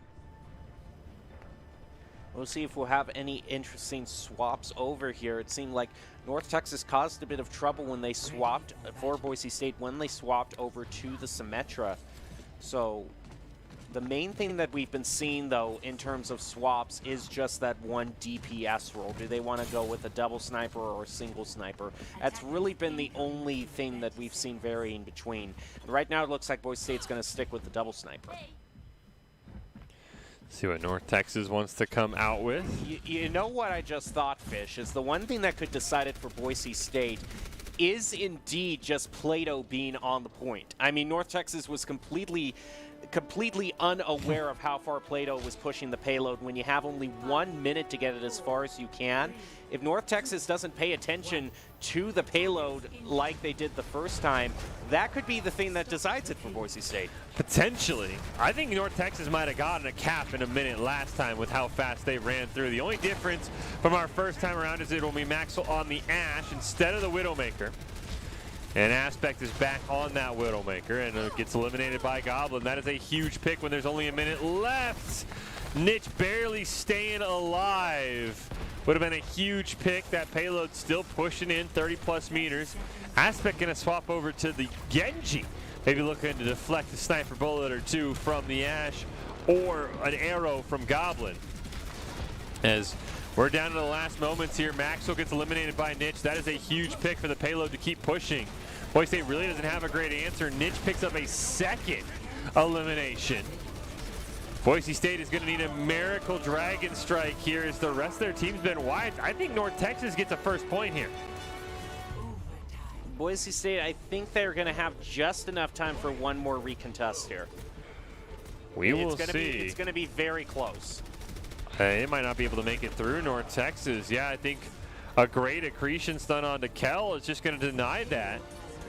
Yeah, North Texas is going to cap the point, and they're going to keep going as they get a great pick on the Niche. The Boise State high ground is kind of where they were able to start dominating last time. Aspect gets stunned. Dragon Strike rips through Boise State's team, but it forces out an Immortality Field. Maxwell getting close to that Bob. There is an Immortality Field burn for Gatsby. He's eliminated with the Amp Matrix online. You've got that Transcendence available for Missile as well. Gravitic Flux going to be used, but Boise State already loses 2. Make that a 3rd as the Transcendence will keep everybody alive. Maxwell's going to call Bob into the fight, but Kel gets eliminated, but North Texas left the point! Oh my goodness! North Texas just C9'd themselves when they had a free push to the second point. That could be huge if Boise State ends up winning this. Because that point could have gone way further, Jem. I do find it interesting that Genji swap over there, because I really didn't see the Genji getting any sort of elimination. What was deciding it for North Texas was Nitch on that Hanzo. He was insane. I would assume the Genji swap was to maybe be cheeky and reflect some Hanzo arrows or get a cheeky reflect kill. He didn't even build the Dragon Blade in time, but even then we've seen a Nanoless Dragon Blade is hard to pull off. So you're right, I don't think I agreed with the Genji swap. If you're going to play Genji, at least be on the point. I mean, you have that mobility to be able to dash back because, of course, the longer and longer overtime goes, the faster and faster it ends. That is crazy that North Texas, I mean, at least lost 30, 40 meters. Because they just simply got knocked off the point. I don't think Bob had already been called in. I don't think the Bob charge is what did it either. We will never know. All we know is that Boise State, even with that misplay from North Texas, has a long way to go here. Basically cannot lose a fight outside of right now. North Texas still deciding to play that Genji. That was a great dynamite there thrown out by Maxwell. Just forcing them further and further back. No real eliminations yet. We'll see how long Plato gets to ride the payload this time. And if North Texas maybe catches on a bit sooner, North Texas is just falling further and further back. But again, they know they only have to win one team fight from this point. Maxwell trying to get some flank damage there, gets a great dynamite, building closer and closer to that Bob. His Missile's going to be the first one with an ult this game, gets an Amp Matrix, but gets eliminated before he can use it.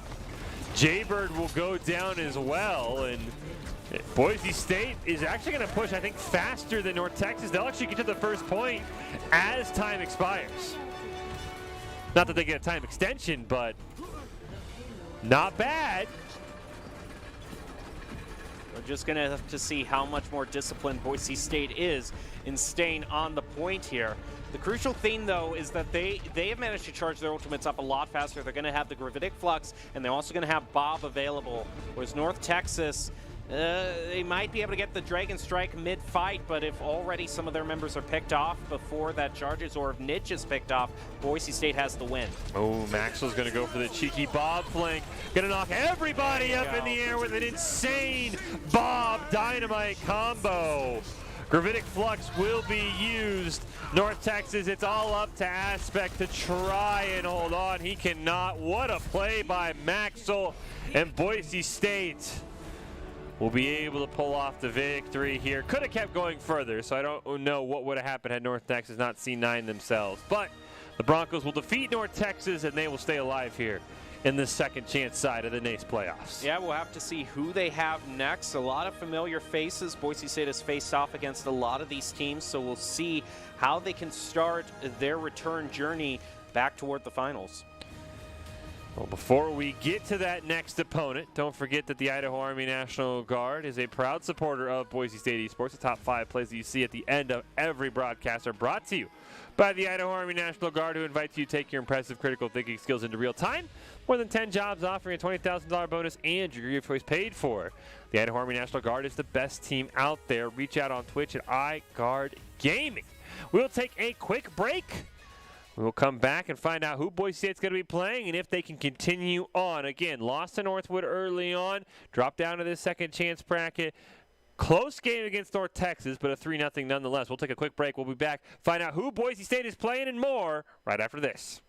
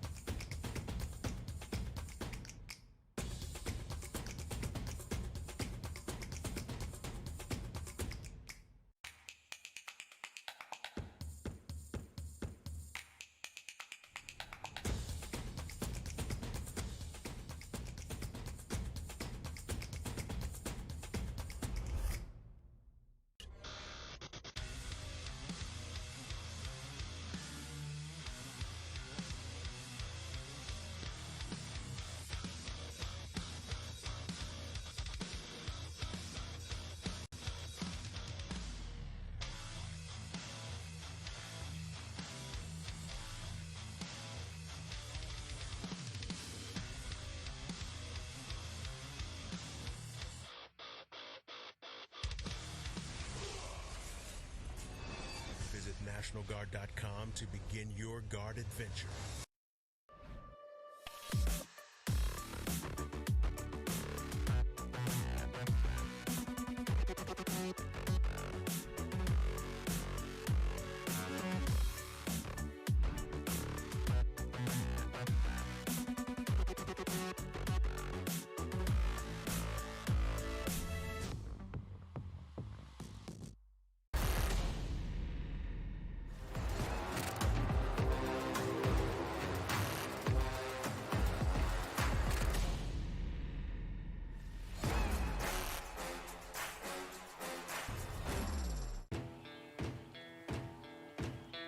Here are a couple lessons I've learned over the years.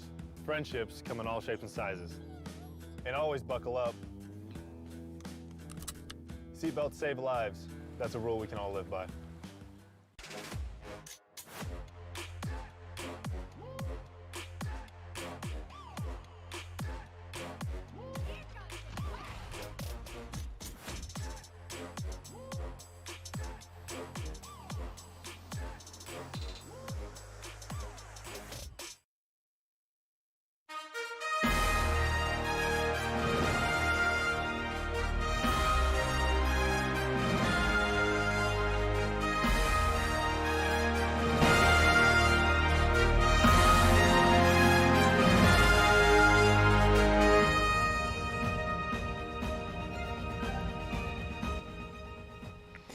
Welcome back into the Boise State Game Pants Esports Arena. You're watching our coverage of NACE Collegiate Overwatch. It's playoff time in NACE. Boise State in the second chance side of things in this double elimination playoff bracket. Just took down North Texas and now going to meet up with an old friend. Broncos taking on Mizzou. Fish and Jem here calling all of the action. And the Mizzou team we haven't seen too much of recently, Jem. I know they're a preferred scrim partner at Boise State. Of course, we don't see those. So it'll be very interesting to see how these two teams match up, especially even though it was a 3-0. It was a very close 3-0 against North Texas that went the distance on control and then went into overtime on both hybrid and escort. Yeah, the Broncos really, even though they are in the lower bracket, are not going to have an easy journey going further and further in this tournament. I do understand, if I'm not mistaken, we do have a new choice of map here, though, to start off with Busan, which has kind of been the alternate to Lijiang Tower, so it's going to be interesting to see how that turns out. Yeah, I believe Mizzou came into this tournament as the #1 seed, and of course, as we said, the higher seed gets first map choice, so they would be the ones who get the control map choice, and after that, we will then go to, of course, loser picks. But we have not seen Busan in a while. It has been a while since we've seen it, I think. We've seen it in some other tournaments recently, but it does have kind of the full range of available stages. You have the very tight mecha base, which is just all-out brawl, which I have to imagine Boise State would probably like to have that in the first two, because Boise State's brawl game has really been great throughout this. That's why they've been doing so well on Keen's Row. Busan might be, again, I mean, I know Boise State practices all the maps, but it might be the map Boise State might be practiced the least. Maybe that's why Mizzou went with it, because, I mean, we usually see Lijiang. I know Oasis has kind of been Boise State's, like, gotcha map, and we've seen some Ilios. Not really too much Ilios or Busan, so maybe that's what Mizzou is going for again.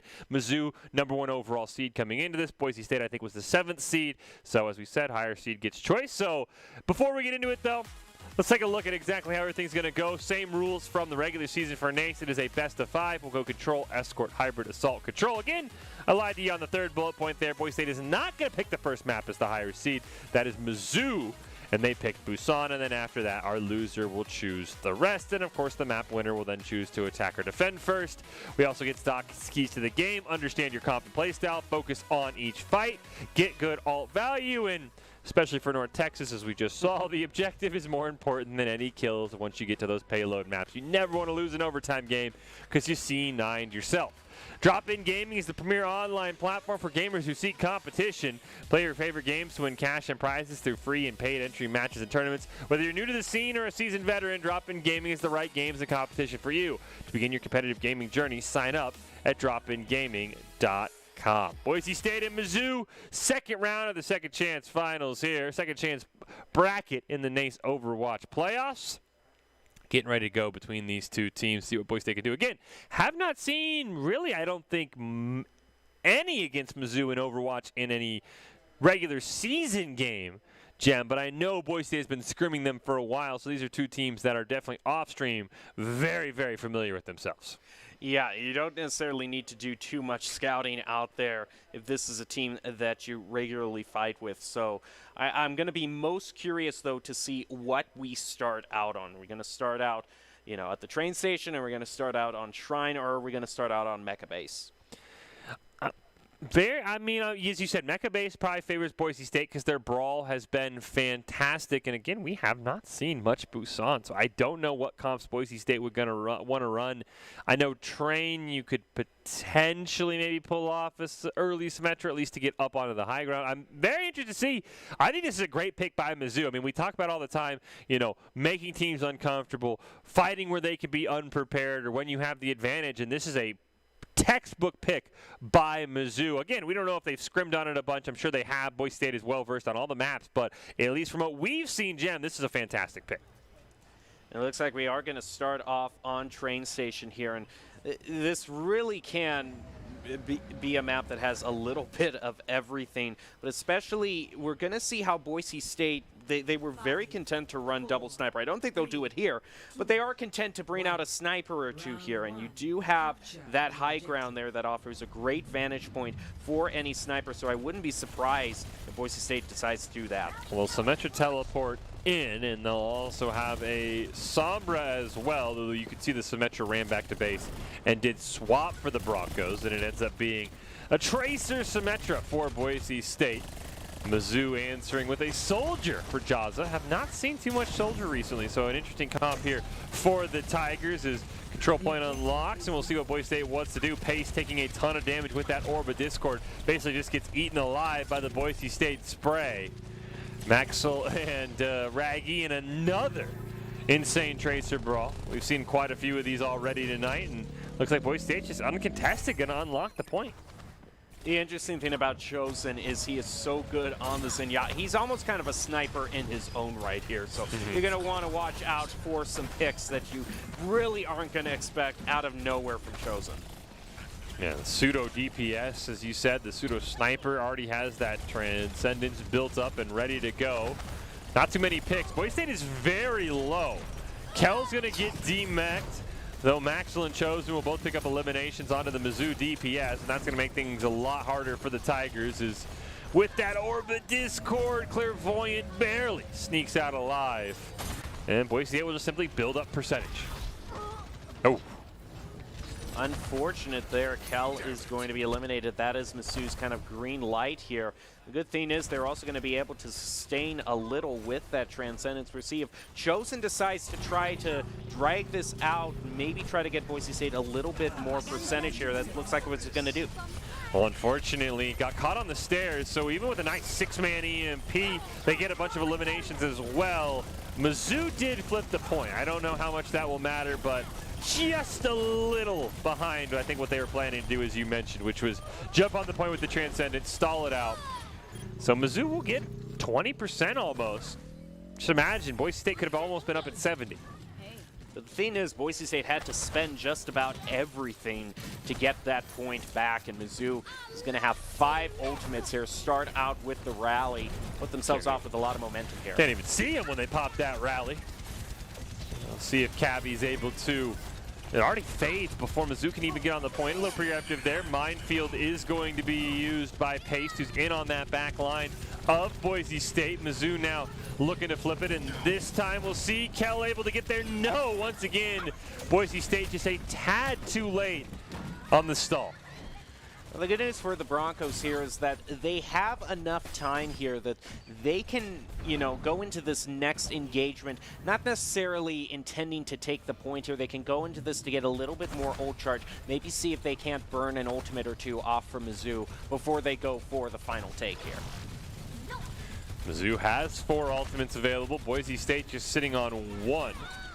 The rally is up soon, and that's a huge pick for Chosen, as you mentioned, playing that pseudo DPS. They also get a pick so they can take a fight up 1. Clairvoyant going to use that Diva Bomb to try and zone out. Boise State also get the reset.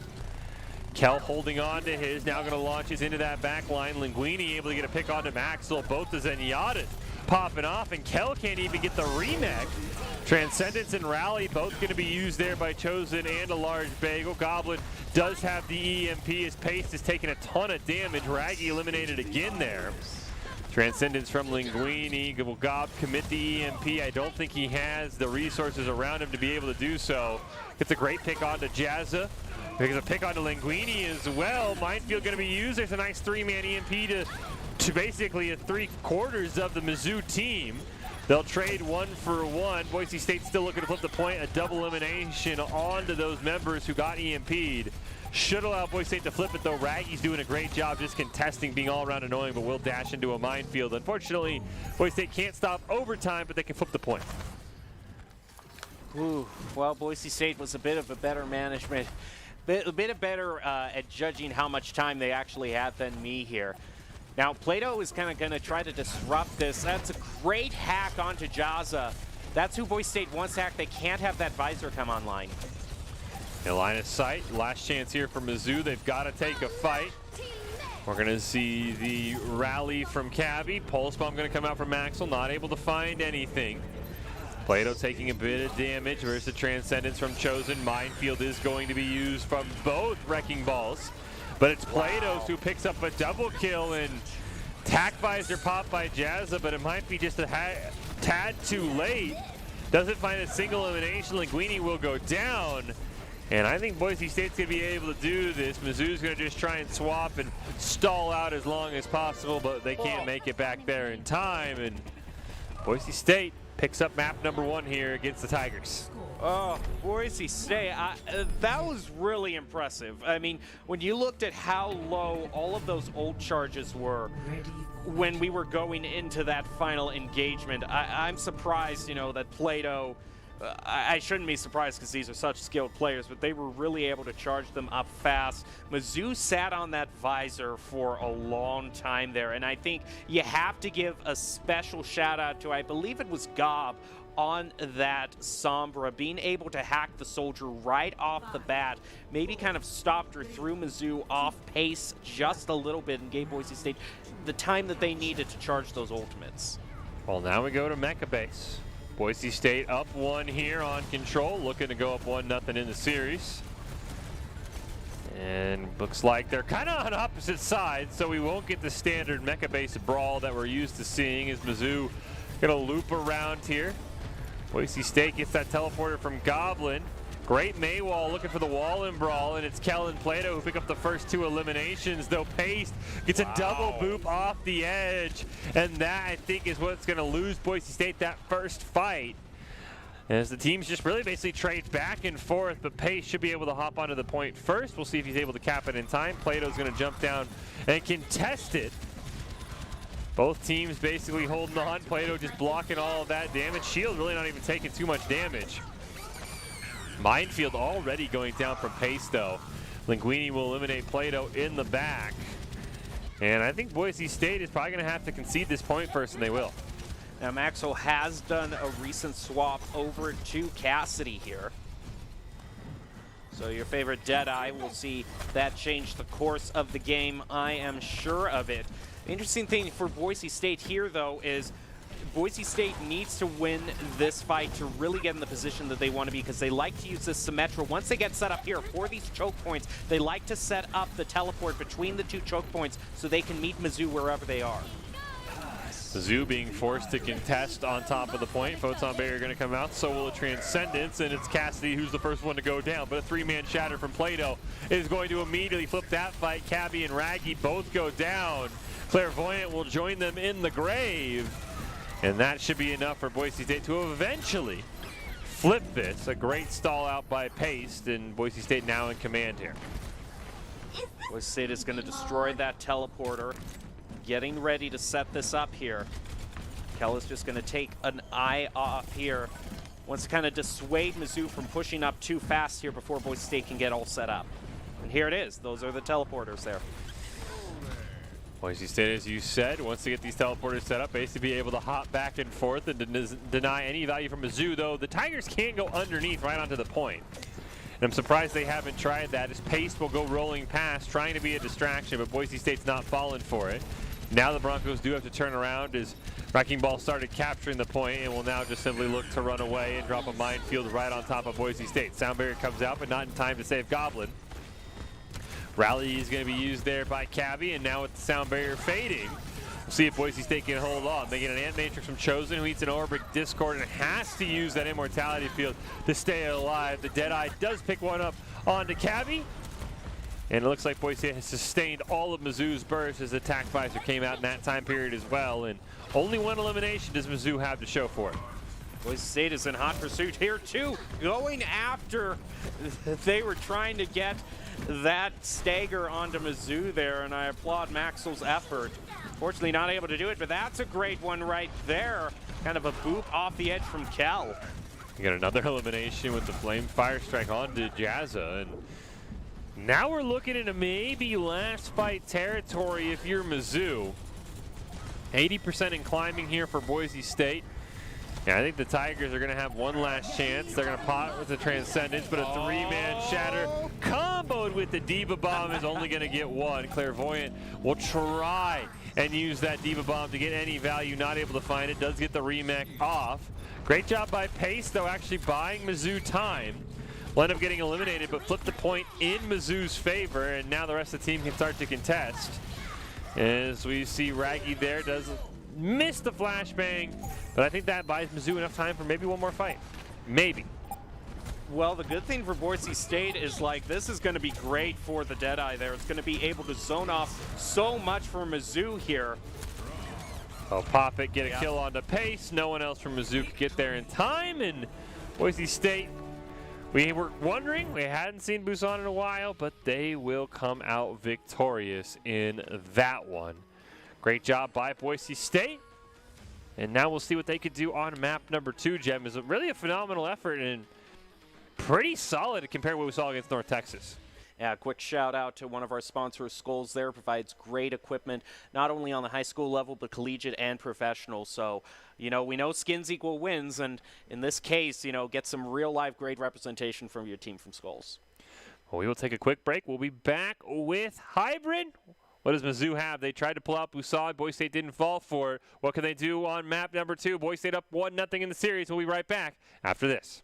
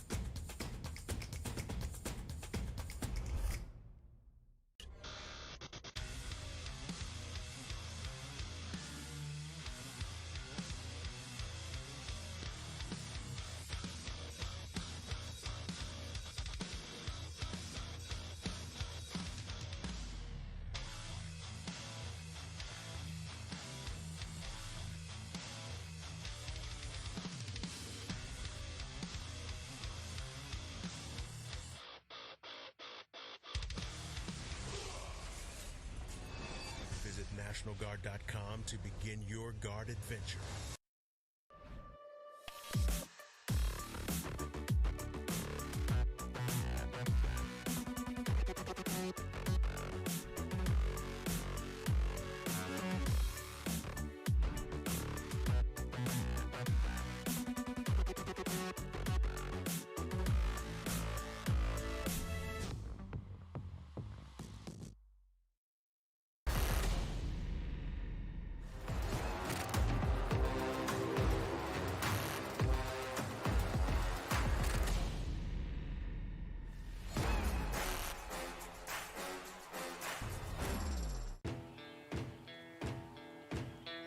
Here are a couple lessons I've learned over the years.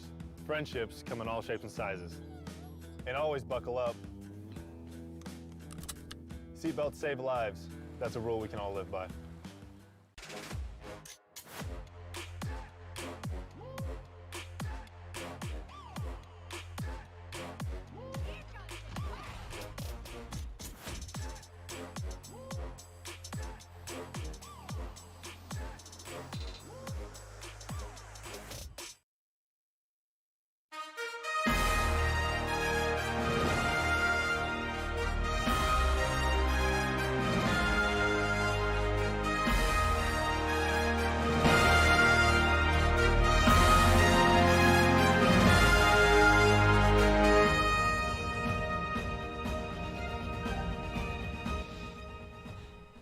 Welcome back into the Boise State Game Pants Esports Arena, continuing our coverage of NACE Collegiate Overwatch here in the second round of the second chance bracket here as Boise State dropped down early on, trying to get past Mizzou and keep their hopes alive. The Broncos got a pretty dominant map 1 win on Busan, and we'll see what the Tigers have in store, Jam, for Hybrid. And if, the control pick was any indication, they're probably going to go to the least played map, which could quite possibly be Numbani, even though we just saw it.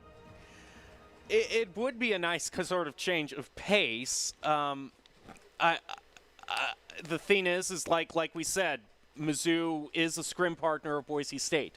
So if there's any team that is kind of going to know kind of what Boise State likes to play on, or maybe sort of any strats that Boise State might be willing to pull out, Mizzou is kind of maybe going to know kind of all the picks and counter picks, if you will, in terms of stages at Boise State. But we are going to go to Numbani, so it's kind of nice not seeing Keens Row and Dorado for the umpteenth time. Yeah, both these teams, both North Texas and Mizzou, are the ones who picked Numbani, so I don't know if they feel like they have an edge over Boise State or what that choice might be. North Texas took us to overtime, and it was a phenomenal series there, so I'm very curious to see what these two teams have in store. And, if they're ready to go, I say we just rip it, Jem. This has been a great series, and Boise State having a great fight so far in the second chance bracket. I'm curious if after their first Numbani performance, if anything will change. Because defending first time around on Numbani for Boise State, left a lot to be desired. Yeah, they kind of went with an Echo that didn't have a Mercy pocket. And we are actually going to take a quick lineup brought to you by Count. And we see there, Count. Identity Trust Global Network delivers real-time fraud prevention, account protection, enables a personalized customer experience for the 9,000 leading brands. Payment providers. Same lineup Boise State has seen all night long. Plato, Kel, Goblin, Maxwell, Chosen, and a large bagel as we get, I think, almost the same. Though this time, Maxwell will stay on that Tracer. Yeah, it's that Tracer Echo lineup that Boise State ran towards the end of that North Texas series.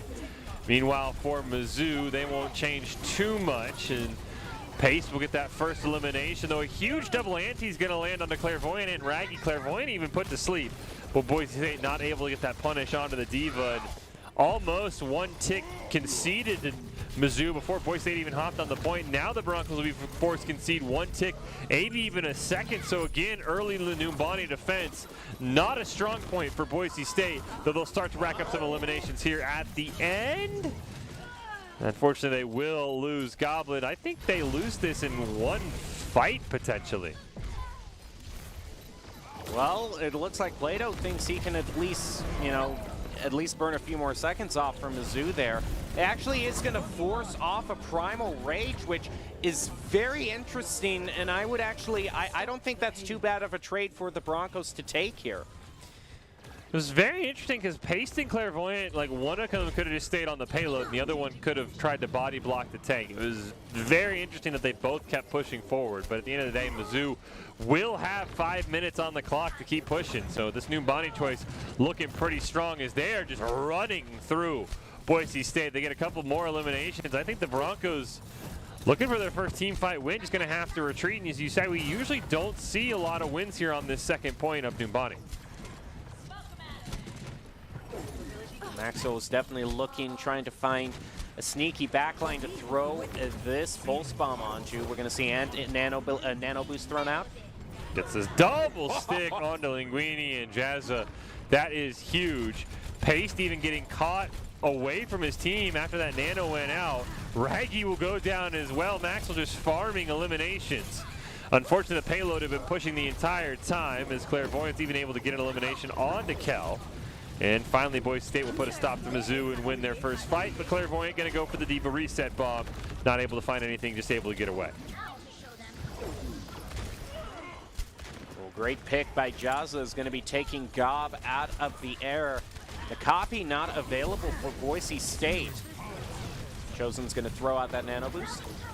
Plato just trying to burn down Raggy, but he will use the duplicate onto Winston himself, so we might have a lot of angry monkeys on the field as Pace pops his Primal Rage.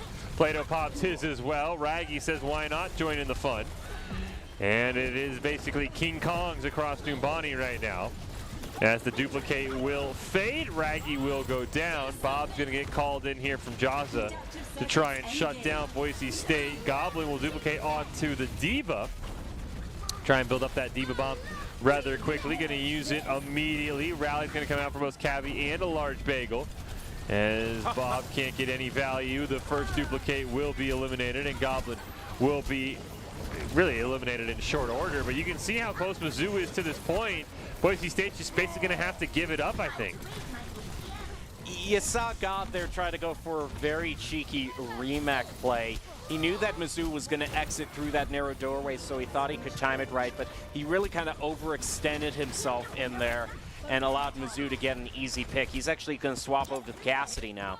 You might see another round of overtime here between these two teams. Again, the playoffs and the level of opponent rises because this has been a phenomenal start to Numbani for Mizzou. I mean, they have 4 minutes left, still just pushing the payload. They have the ult advantage in our next fight as well. Looking pretty strong here for Mizzou whenever they want to take this fight.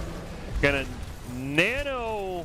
Never mind, I thought they maybe nano pace and then pop the primal. They'll do it in reverse order potentially, as the nano is going to go out onto the baby Diva of all choices. Potentially a misclick there from Linguini, because that is going to allow pace to be eliminated, but Plato will also go down, so both teams without their Winston. Still 3.5 minutes left. Chosen now has that nano. See who he wants to pick. Is Pace actually swapping over to the Reinhardt? Even though I thought they had played that Winston incredibly well, Boise State now has the ult advantage. They are down in Maxwell, but Raggy will go down as well, and I think this is just a reset for Mizzou. Plato's going to be using that Primal Rage, making a little bit more space for Boise State, as Mizzou's tanks are just going to go charging in. Mizzou seems a bit scattered right now. Looked like they were attempting a reset there. Now we're going to get that Deadeye from Goblin, but he'll be stunned in the middle of it, and it will not even go off. And unfortunately, Boise State is just going to have to play some defense, but their supports aren't even close to the payload. They're going to have to finally now start to walk in. It gets contested at the last moment. Kell's going to be able to get there just in time. Raggy's going to duplicate onto the Tracer, interestingly enough. I think he just wants kind of to be able to spam pulse bombs, but won't even get one off, as Plato will eliminate that duplicate. And Mizzou really on the edge of a 3-cap gets forced back, and that is 45 seconds or so that Boise State will get a burn off. And this is the one thing that Boise State has going for them right now is, one, they've managed to get a lot of ultimate charge off of that engage. They're going to have to they're going to have to be able, though, to find a way to negate the Shatter. They can't all be caught out in the Shatter because there is that combo with the Diva Bomb if Mizzou wants to use it. They also have the Nano boost too. But Boise State doing a great job there of burning off some time from Mizzou, what looked like a hold for them, but Boise State has that advantage of the respawn timer and them being so close to the payload at the final checkpoint. Boise State's going to have 3 ultimates up. The Tigers will also have 3, but as you mentioned, it's that Shatter Diva Bomb combo that Boise State's looking out for. Pulse Bomb gets a huge chunk of damage onto Jazza, but that will all be healed up rather quickly. Raggy going to get stunned. Maxwell getting a ton of backline value, but gets headshot by a Raggy. Clairvoyant going to get elimination as well. And that is going to hurt Boise State. As we see there, Mizzou is pushing Plato nowhere near the payload. So the rest of Boise State will have to contest. The Shatter is going to kill Kell, also land onto a large bagel. Diva Bomb from Clairvoyant just going to zone everybody up. And right in front of that minute timer, Mizzou will be able to capture it and guarantee that if the Broncos want to win this map, we got to go to overtime. Hear you, so I think this is actually the crucial moment here. Oh, this was right before Gabi used the copy here, but this was the great play from Maxwell here. It's always nice when you see the Pulse Bomb. You're always happy when the Pulse Bomb gets one prime target, but when you get a double with the Pulse Bomb, it's not every day you see that. Yeah, knew that he had the stick on to the Ana. Unfortunately, Jazza just stayed too close. And so now we'll see what Boise State can do. I mean, Mizzou pretty much ran through Boise State all the way until right in front of the 3rd checkpoint. Then the Broncos were able to mount a pretty decent defense and burned off 2.5 minutes almost. So Boise State's got to go pretty quickly here if they want to have the time advantage going into overtime. We'll have to see what they choose here.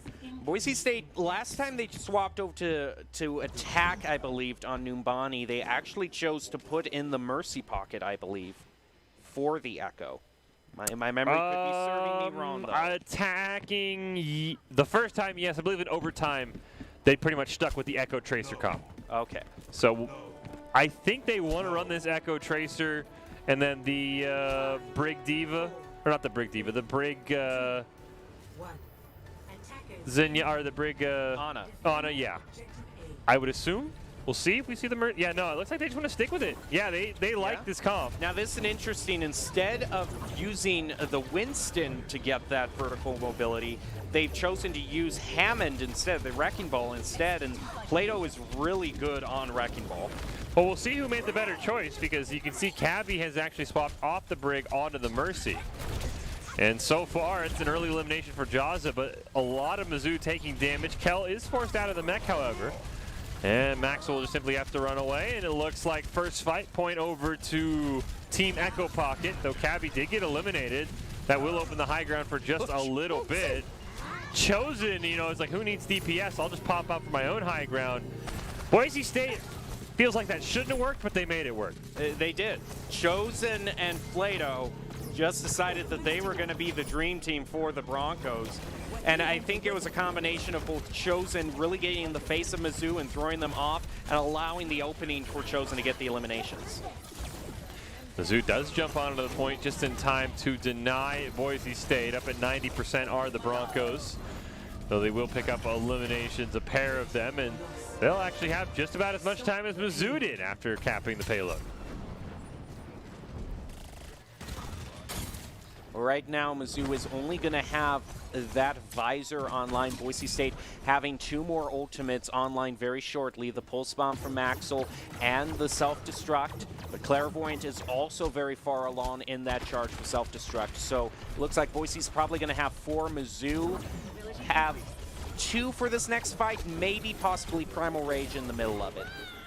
Unfortunately for Boise State, they will lose Maxwell very early on. A great elimination from Jazza. And without the Mercy pocket, you got to be careful how far you go, Raggy. Is really so far, neither team has opted to fight. Boise State will just continue to push the payload around the corner now that Maxwell is back. Everyone's at full strength. Minefield was used by Plato, but he actually might have got stunned before it came off. I didn't quite see where the mines were, as we see a pair of Diva Bombs go off looking for some zoning. Unfortunately, Maxwell rewinds right on top of it. And we'll see if Boise State can get in Chosen's backpack once again, because without 2 DPS, he's about all the damage they have left. Well, we'll see if the Dream Team can pull through again. Chosen is going to make space for Plato here. Well, there's 1 elimination for Plato. There's a rally that's going to come out. They'll nano Pesto, who does have the Primal Rage available.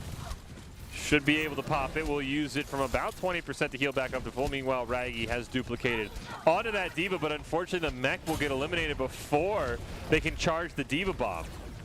And Clairvoyant will pick out Kel, and it's a 1-for-1 trade across the board, though Boise State hasn't really gone anywhere in the last few minutes. That payload stuck right behind the bus. There goes the rally being used by Cabby there.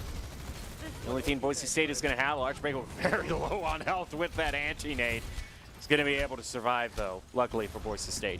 I like Jaws' positioning. We'll end up picked off there by Maxwell. Great job by Goblin, forcing him off his little tree over there. But Raggy and Pace will immediately pick up 2 eliminations on to Maxwell and Goblin. So Boise State struggling here to capture point number 2. Minefield going to come out. Pace gets nanoed, barely stays alive. Boise State with a sliver of HP. Cannot eliminate the monkey there. Might be able to go down now and will. You see a Transcendence going to be popped by Chosen. Even gets an elimination on the Cabby, and Boise State just about keeping pace with what Mizzou did all the way to that final point. Going to unlock the second point with 4 minutes up. And I do think Boise State is really taking into account Doc's key in terms of the objective is more important than any kills. And even in some fights where in terms of just pure eliminations they didn't win, they were able to use the payload as cover and continue pushing it forward. So they're doing a great job of making sure that they need to be where they are to get as much push as they can. Boise State trying to camp the spawn there, knowing that if they can hold spawn doors, they can have way more time than Mizzou can, unlike against North Texas on Escort, where they both ended up with a minute. Jaza gets the first elimination. There's a Deadeye from Goblin, gonna have to cancel it for the reload there. As he saw Diva charging in his face, now has Paste over there as well. Boise State very close to capping. Rally's gonna be used. Diva bomb from Kell, gonna have to try and hide behind the payload. Can't quite find the elimination as Clairvoyant not able to burn him down as there's fighting basically everywhere else, and it's Boise State who's coming out victorious to get elimination onto Jaza. They denied the rally. One more Diva bomb chance here for a Clairvoyant. Can't even get the remake off. We've got double wrecking balls out for Mizzou. Weaver gonna get a nano onto Raggy. Gets the minefield out. Boise State does not have the transcendence to eat all of that, and I think that ends up costing them. They do deny the Deadeye, but yeah, Boise State, much like Mizzou, is going to get forced to reset. Now there's going to be a lot of zoning being used with both of these minefields. The unfortunate thing for Boise State is that Chosen is not going to have that Transcendence. So I would have said if that Transcendence had been online, that would have helped negate Mizzou, because at least Chosen would have been able to hover around and defuse all those mines, if you will. But Boise State still looking to have the upper hand in ultimates as this fight starts. Minefield going to be used there by Plato. Gets put to sleep. The Deadeye from Goblin just kind of basically going to force everyone from Mizzou off of the payload. The Broncos nearly cap it, and Clairvoyant smartly going to stand right on top of it and not allow himself to get pushed off. Finally does go down, so it's up to the Brig, who steps in, gets eliminated. Clairvoyant goes down there as well. A minefield from Pace just to try and deny the cap there, as Boise State slowly running out of time. Pace will fall, and Boise State will cap, so the Broncos will have just less than 30 seconds more than Mizzou heading into overtime. It's still an advantage there. I have to say, though, I am just kind of blown away at how much you are seeing Chosen in the elimination feed. Maybe not this particular fight, but he just keeps on popping up and being a key kind of third DPS for Boise State. So if there's any chance for him, you know, support player, to get an honest, true player of the game without role swapping, as Boise State tends to do, then this would be it. He's doing a great job on this Zen. The Zen has come in almost as like the best DPS Boise State had. There a couple times Maxwell and Goblin got picked off, and Chosen comes through in a huge way, picking up a ton of kills. Even was the reason Boise State unlocked the payload as quick as they did. But we'll get overtime now. Mizzou's got 107, Boise State's got 134. Boise State knows they basically only need to win 1.5 fights here to deny the Tigers any chance of unlocking the payload and making overtime as easy as possible. And we'll see if they can get that done. Well, here's the main thing, is that we haven't really seen successful holds on the first point, and that's really what you want here in this overtime. And it's been the one thing that's eluded kind of both teams, not only in this match but the last one as well. So the team who manages to at least get one hold here, and Goblin isn't his favorite. He loves the Torb. We have not seen this in a while for Goblin. It has been a very long time since I've seen the Torbjorn come out from him. He's in a very interesting spot as well. I think trying to get basically aerial denial. Ooh, not quite he was looking for on that one. We'll see part two. Nope. No. It's like when you're in the office and you're trying to throw the paper into the wastebasket. You keep missing. Fortunately for Boise State, speaking of missing, they're going to be missing a large bagel for some of this fight as he gets eliminated. Raggy will go down. So it's a 5-on-5. There's only 20 seconds left. Mizzou hasn't really gotten too much. Now they're going to start opening up the payload. No one from Boise State really contesting. Cavi and Plato will be traded out 1-for-1, but a great sleep dart onto Maxwell will eliminate him as well. 10 seconds left. Mizzou should be able to get a decent amount of percentage on this payload. They're going to get the nano onto Paste. And Mizzou will be in overtime now. Start at least get one tick, probably find a second. Everybody but Kell is back. Goblin even eliminating Raggy means it's a 2 or a 5-on-5. Linguini and Jazz take it very low. Minefield going to come out there for Plato. There's Chosen once again in the kill feed. And Molten Core will come out from Goblin as well. And that should wrap things up here for Mizzou, and it will. So Boise State will need 59% in order to win this map and go to match point. I was really kind of on the edge of my seat there, wondering if Gob would be able to survive long enough to charge up that molten core, because that really is kind of a key ultimate when you think about it. You just want to push the team off of the payload and not let them claim it. So that's a huge shout out to Gob there, because there were multiple times where he was pelted with a ton of damage, but managed to hang in there to charge up his ultimate for just the right time. So he did a great job there, pulling out a very unexpected pick, I'm sure, from Zoo. I mean, well, it depends. If they've been scrim partners for long enough, I mean, they knew that was a possibility. But we'll see. Mizzou really hasn't swapped up too much. The Soldier has been the interesting one there. I do like the Tiger logo. Shout out Mizzou finding that spray. Getting to this, you know, rep the mascot there. I don't think there's any Bees or Broncos, unfortunately, for Boise State. Yeah. I'm very curious how Boise State will attack this. I mean, both these teams the first time around basically kind of hopped on the payload and capped it pretty quickly. The Boise State did a good job in that minute on the clock of limiting what damage Mizzou could do, but 60% is still nothing to sneeze at here with only 90 seconds. Well, here we go. We're also going to see how well Plato can do in kind of pushing Mizzou off of their high points, and Gob actually going for a flank here. Gob looking to get in a Echo v Echo battle against Raggy, who now has that Orba Discord as well, which should make it a bit easier, and that's the first elimination, though Goblin barely staying alive as well. Look at the Orba Harmony from Chosen to keep themselves healed up. Gets another elimination onto Cabby.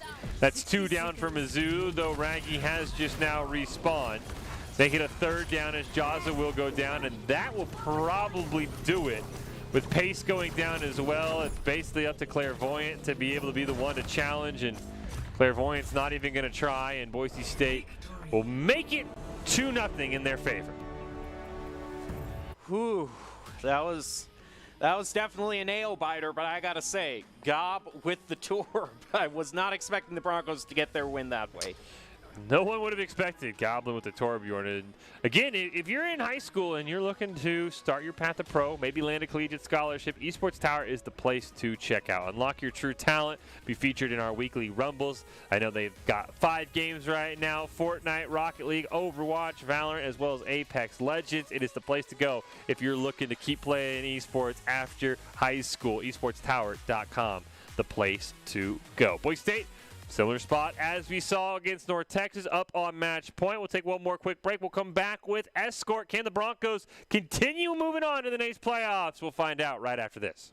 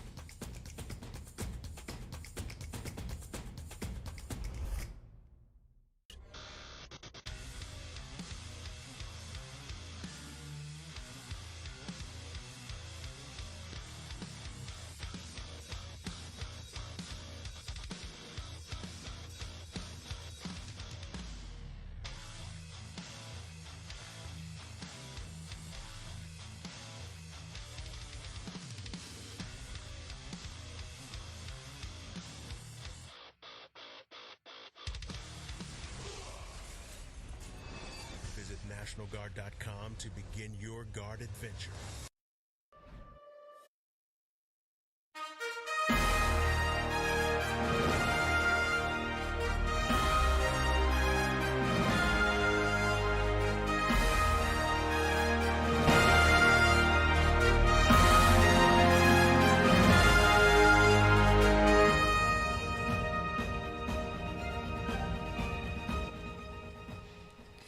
Welcome back into the Boise State Game Pants Esports Arena. Continued coverage of NACE Collegiate Overwatch as we have every Monday. We're now in the playoffs.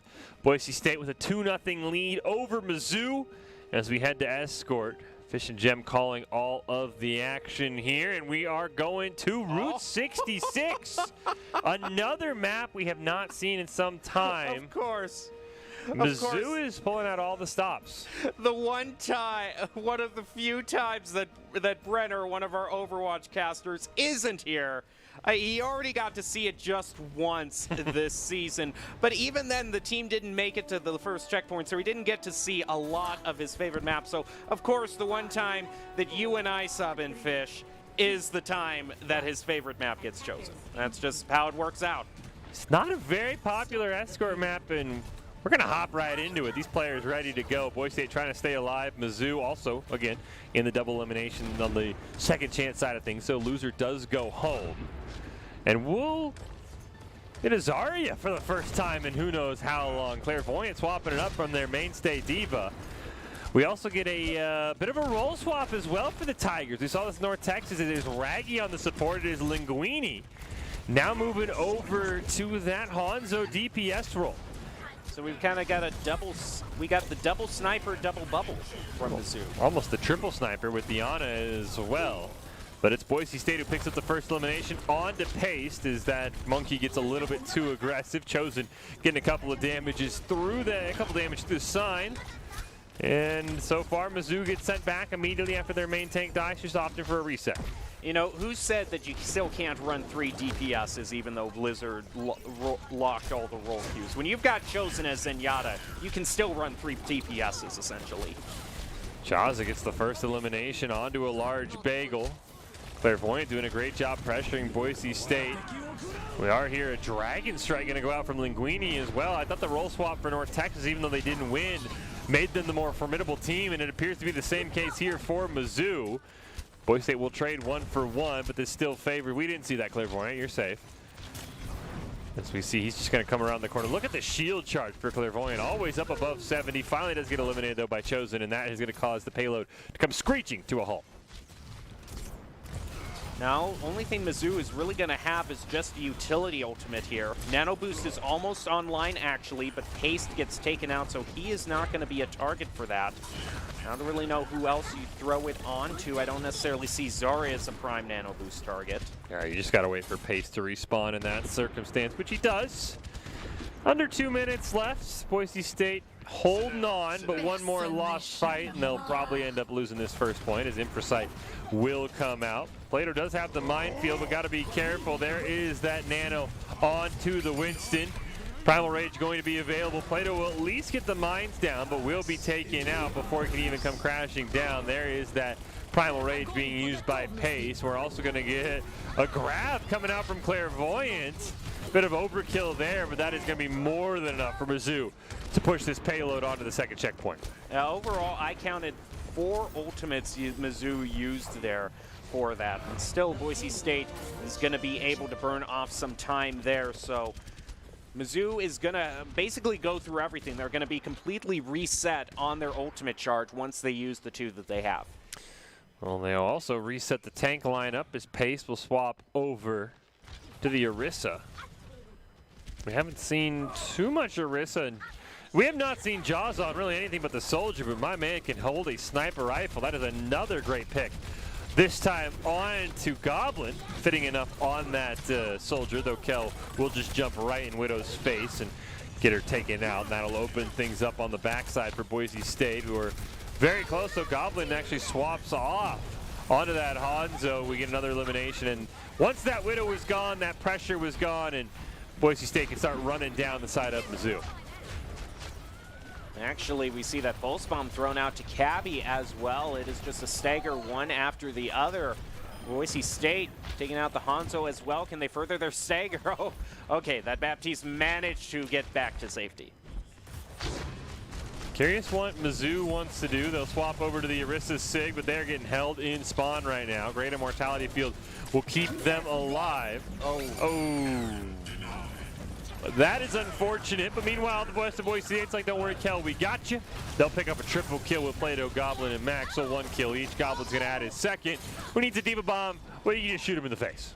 You know, that was probably actually part of the strategy almost. The team, maybe a reverse psychology. Mizzou would be so distracted looking for the Diva Bomb. That actually could work with the voice lines and how they operate in Overwatch. Is once again right in front of the spawn, Immortality Field going to be used. A rally will be burned as well.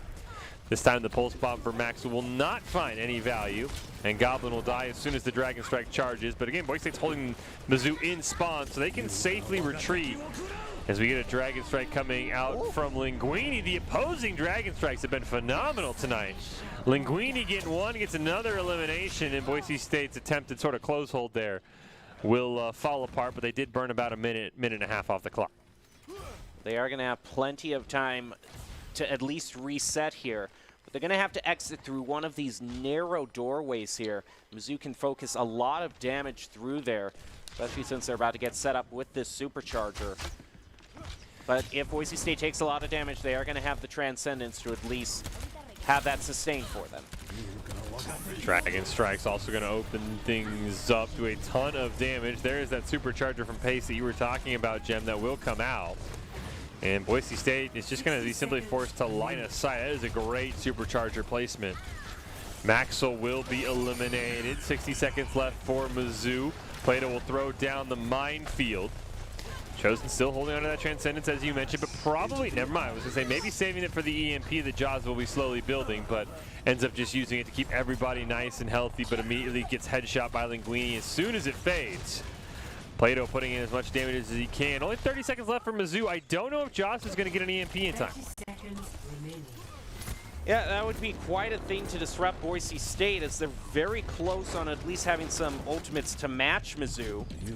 Mizzou's going to start off with this Dragon Strike. Worked out for them last time. And Matrix up on the high ground, but only Raggy can take advantage of that. A little bit of a waste, but it does end up in an elimination. But a huge double pulse bomb from Maxwell. Once again clutching it for Boise State. There's the rally, but I think that double pulse bomb is going to be what does it. No overtime even forced there. Maxwell, I mean, you talked about Chosen. I think Maxwell might have just secured player of the game right there. Yeah, he's managed to be really good at the pulse bombs tonight. Phenomenal. But of course, maybe a reminder of why Chosen is still in the running. Exactly. Chosen and Maxwell both have been playing phenomenally here. So Boise State knows what they need to do. They need to get just in front of that second checkpoint, and they will go up 3-0 over Mizzou, and they will move on to the next round of the NACE playoffs in that second chance bracket, trying to stay on, trying to make a run, get to that top 8, maybe even top 4, depending on the matchups. Be a great way to finish out that season, or maybe even win it all. But I know there are some very, very tough teams in this tournament, the likes of UTD, Bay State, Northwood, Harrisburg, that always give Boise State a run for their money. A lot of teams that Boise State has gone up against in other tournaments too, and has fallen to. So it's a long road ahead, but you know, I'm sure Doc has had a chat with the team, saying let's focus on this goal. If we can make it into top 16 teams, we'll be happy. Focus on an achievable goal, and then we'll take it round by round from there. Well, everything else is a bonus. They did start top 16. NACE playoffs were the top 16, so they're just trying to go further from there. I think eliminating North Texas did secure that, so probably top 8 I would think is the next goal. But as you said, Jim, I think very clear goals here for Boise State. Again, they usually finish in that top 6 to 10 range, so and they have in the NACE's coaches polls throughout this semester. That's been where they've been placed. So an elimination against Mizzou, who came in as the #1 seed for this tournament, would also be huge as well. As we get, just couldn't quite find the dynamite there for Goblin. High ground being held by Mizzou in the double shield. Mizzou not actually changing their comp. I think not having Jaza on that Widowmaker is a mistake, because he was absolutely phenomenal attacking on that Widow, but we'll see if it ends up mattering here. Is right now Boise State just simply pushing the payload along. Really no challenge from Mizzou, no eliminations either. Goblin sitting down 70 health, about the lowest member, though Maxwell also dropping low. There is that hacked health pack in front of him that he will not be able to access. Though Clairvoyant, Cabby, and Raggy all taking a ton of damage. Maxwell looking for the flank, gonna be able to find it, gonna have to rewind back after getting caught out. Though great value onto Cabby. Immortality Field from Raggy will be forced out, but Goblin will be the first elimination here. And that will probably send Boise State back just a little bit. They'll lose Chosen as well, and that really means they're down 2 DPS. So the rest of the team is holding it down. Boise State has done a fantastic job. That Pulse Bomb not quite able to find value, but this Bronco team, when they are the ones in the unfair fight, we always talk about them taking unfair fights, when they're in a disadvantaged situation, has come out on top, but they're finally going to be forced to reset this time, I think.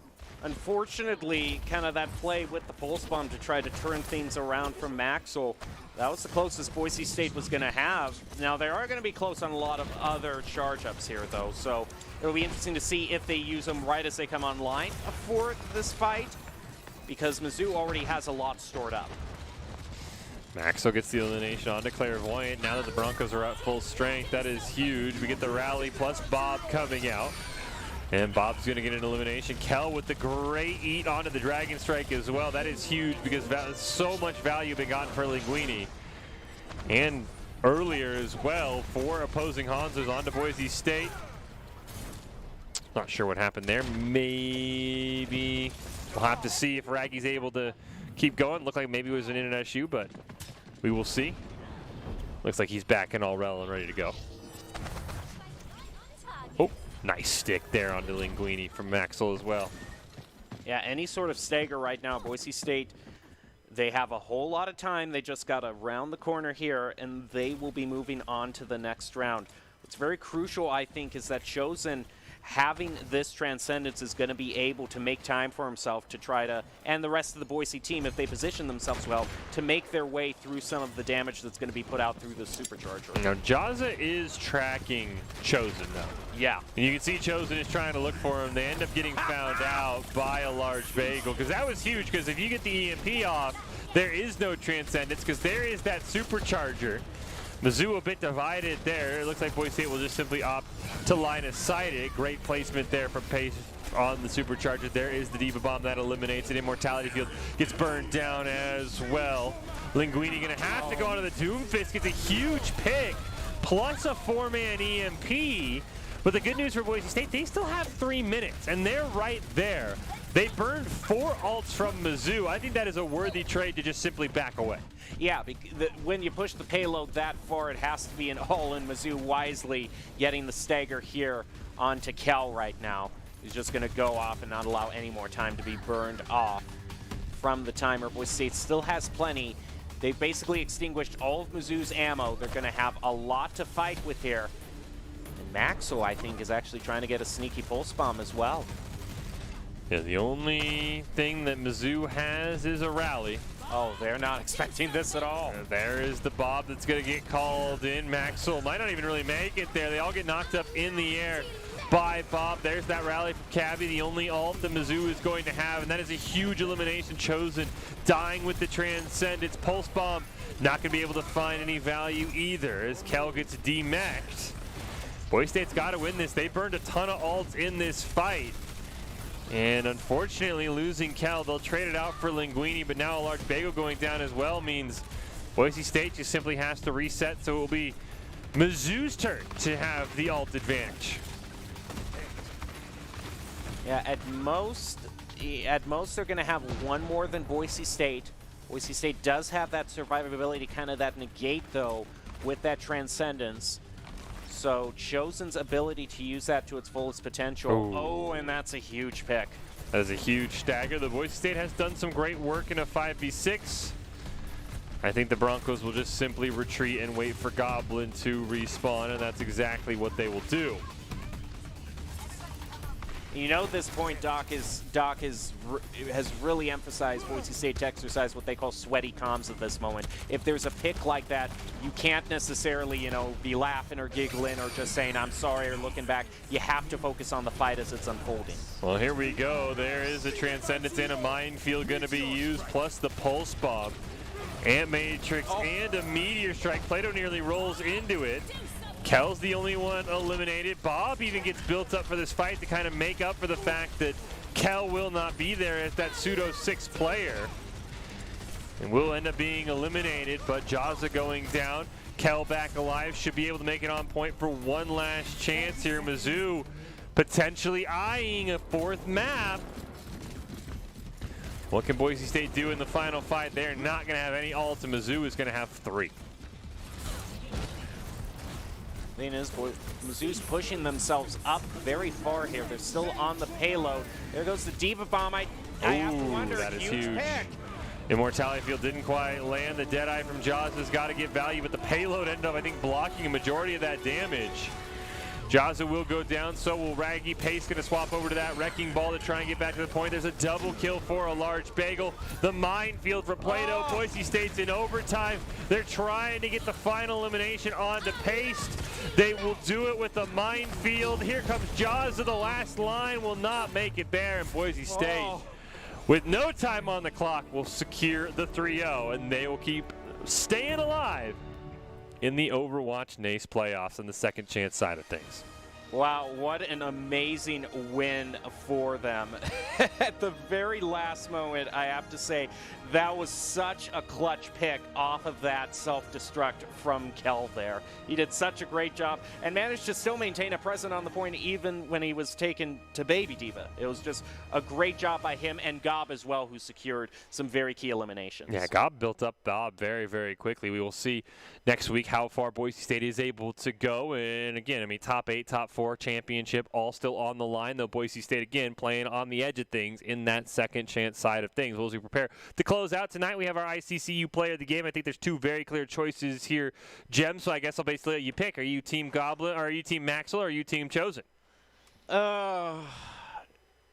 You know, I will have to probably maybe just edge it out. As much as I want Chosen, Maxwell was able to turn around an entire engagement with that double pulse bomb. And I think that was at a very clutch moment for Boise State to get the victory. So I'll give the advantage to him. Well, if you're taking Maxwell, then I'll take Chosen. We'll see who it's going to be. Maybe production has a surprise in store for us as well on who tonight's Idaho Central Credit Union player of the night is going to be. And it looks like early signs point to you, Jem. You are correct. It will be Maxwell.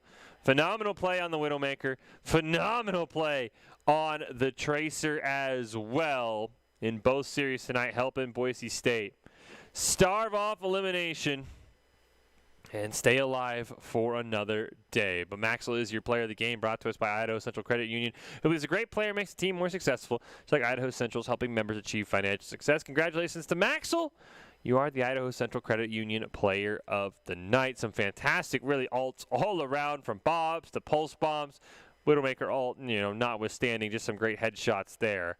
And, alongside the rest of the team, there were no slouches. I thought every member of Boise State definitely had a pop-off moment or two, but Maxwell had some just insane. I mean, pulse bomb is an ult where, very rarely do you get a kill. It's even harder to get more than one kill. Yeah, great job by Matt. He did it multiple times. Yeah, then he even had a huge one onto Mizzou the second time that we didn't even see. Might see it, I would assume we'll see it in the top 5. Well, any final thoughts here, Jem, as we prepare to wrap this up as Boise State hangs on with a pair of wins over North Texas and Mizzou? I mean, they have staying power and their ability. I just have to hand it to them. I give them huge props for finding a way to work a Torbjorn into the finals and top 16 and actually working with it. So Boise State always there with some great strategies that can be out of left field that you don't necessarily expect, but they find a way to make it work. Well, we will wrap up the Overwatch side of things with our top 5 presented by the Idaho Army National Guard, who invites you to take your impressive critical thinking skills into real time with more than 10 jobs offering a $20,000 bonus and your degree of choice paid for. The Idaho Army National Guard is one of the best teams out there. Reach out on Twitch at iGuard Gaming. Here are your top 5, but don't go anywhere. We've got a special bonus event coming up right after this. Well, top 5, take a break, and we'll be back right after that.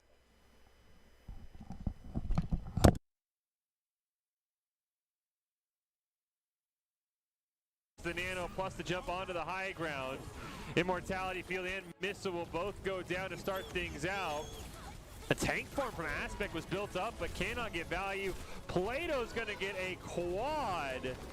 And that is all Boise State needed. They will get the point, and they will go up 2-0 in the series. Kell, unfortunately, will be the first one to fall. Immortality Field from Missile gets taken out, but Boise State can't quite find an elimination. Finally, they get one on a Niche and one on the Aspect. Both DPS down for North Texas.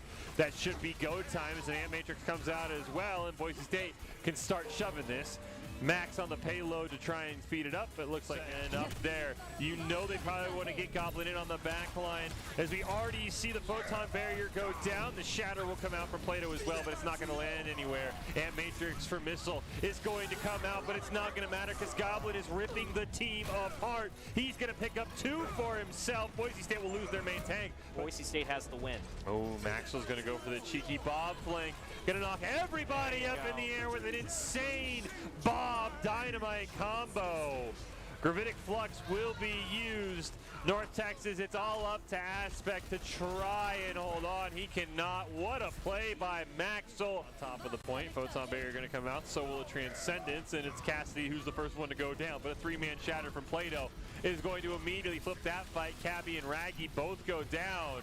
Clairvoyant will join them in the grave.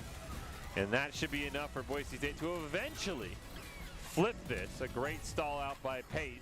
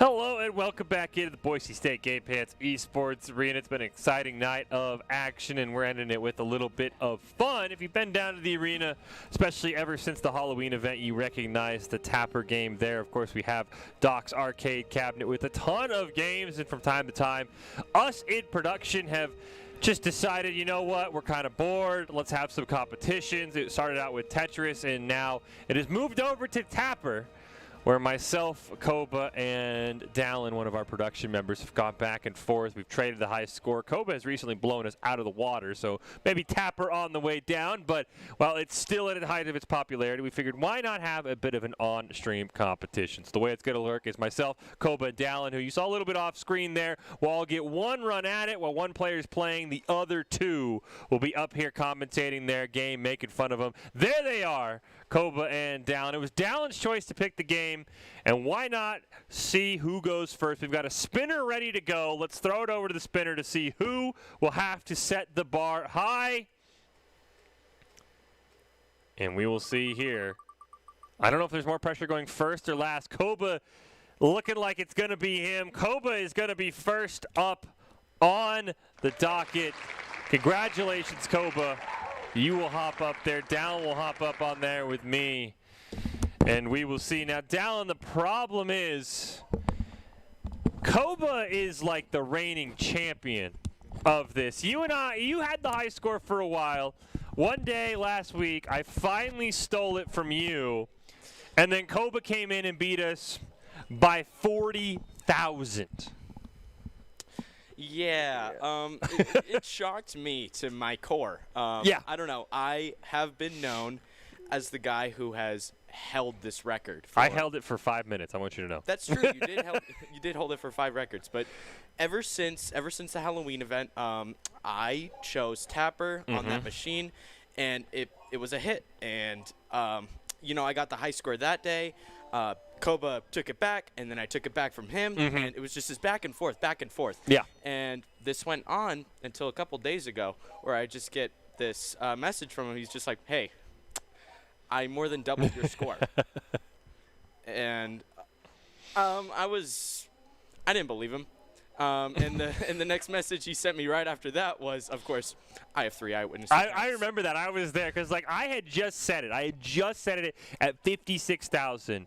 And then Kobe was like, oh, well, I got to give it one more try. Because the only downside of this game, and I don't know how much or if people can hear it on the stream, because it is very loud. It's incredibly loud. So we're not always able to play it on the stream. So hopefully we get a chance to take a look at Kobe here. And the premise is very simple. You basically have all these people. They're running down because they're thirsty. I don't know, they maybe just got off work. You throw them a nice, tasty drink, and they either go off the screen and you get points, or they guzzle it down, throw you the glass back. And the way you lose, if you haven't played it, is you either have somebody reach the end of the bar and they will throw you off. You have a glass break at the end of the bar and you'll lose a life. Or you accidentally throw a beer off the bar. And he's, all right, 2 levels down. Yeah. He's going for the point farming strategy, which is something that the 3 of us have kind of debated. If you just want to clear the level quickly, if you want to farm points. So there's a couple ways you can go about. There's a couple of ways that you can go about this. The first way is you can camp the first couple of levels and just get a couple thousand points and then push on from that point forward. Or you can go as far as you can, because each section of levels there's a point multiplier. So if you go farther, you get more points as you go along.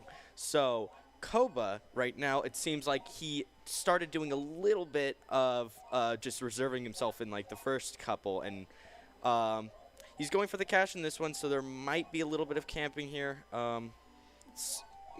Yeah, the cash is interesting because it will spawn the dancers, as you might have noticed, and you can see there the tennis girl was distracted. You can't throw a beverage at them. If you throw a beverage at them, they'll just let it crash to the ground. So it's a very interesting strategy.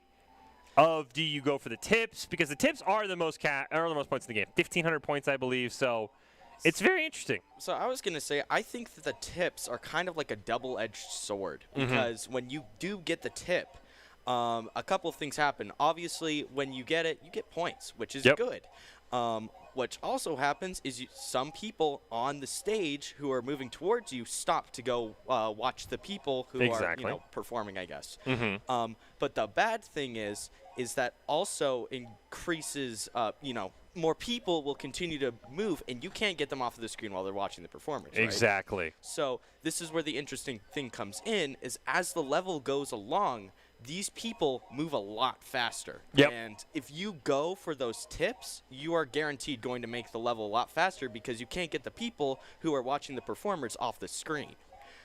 So it's this dynamic of like, you're going to go for more points, but it is going to be a lot more difficult to actually end the level instead of just losing. I mean, you can see that right here, right? I mean, he got 2 tips and barely saves himself up look down. how fast that guy's moving on the 3rd row. They're just charging right at him, and it's becoming too much to handle. Uh-oh, there it is. He'll get thrown out. Though he did hit an extra life. You get an extra life at 20,000 and then every 60,000. So he's got to get all the way back up to 80,000. Oh, okay. Until you get another extra life. It's not every 20. But yeah, I mean, you mentioned because you could, some people might be like, and I tried this. I was like, why don't I just farm the first level for like infinite points? Right. Like it's going to be easy. But as you said, and you saw there, they get faster and faster and faster and faster and faster. It gets to the point where it's like, it's impossible to manage. I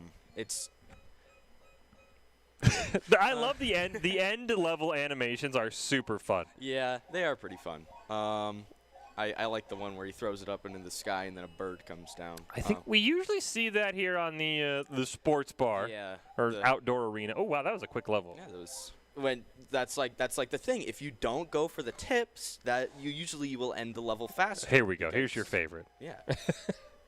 There it is. Yeah. I love when I've done that on the indoor bar once, and I'm like, why is there what's happening? It's one of those roofless type ones. Oh, I mean, a little outdoorsy. Is he going?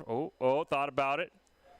There's some consideration going into this. Might be too late. Yep. I think he's just gonna let it sit.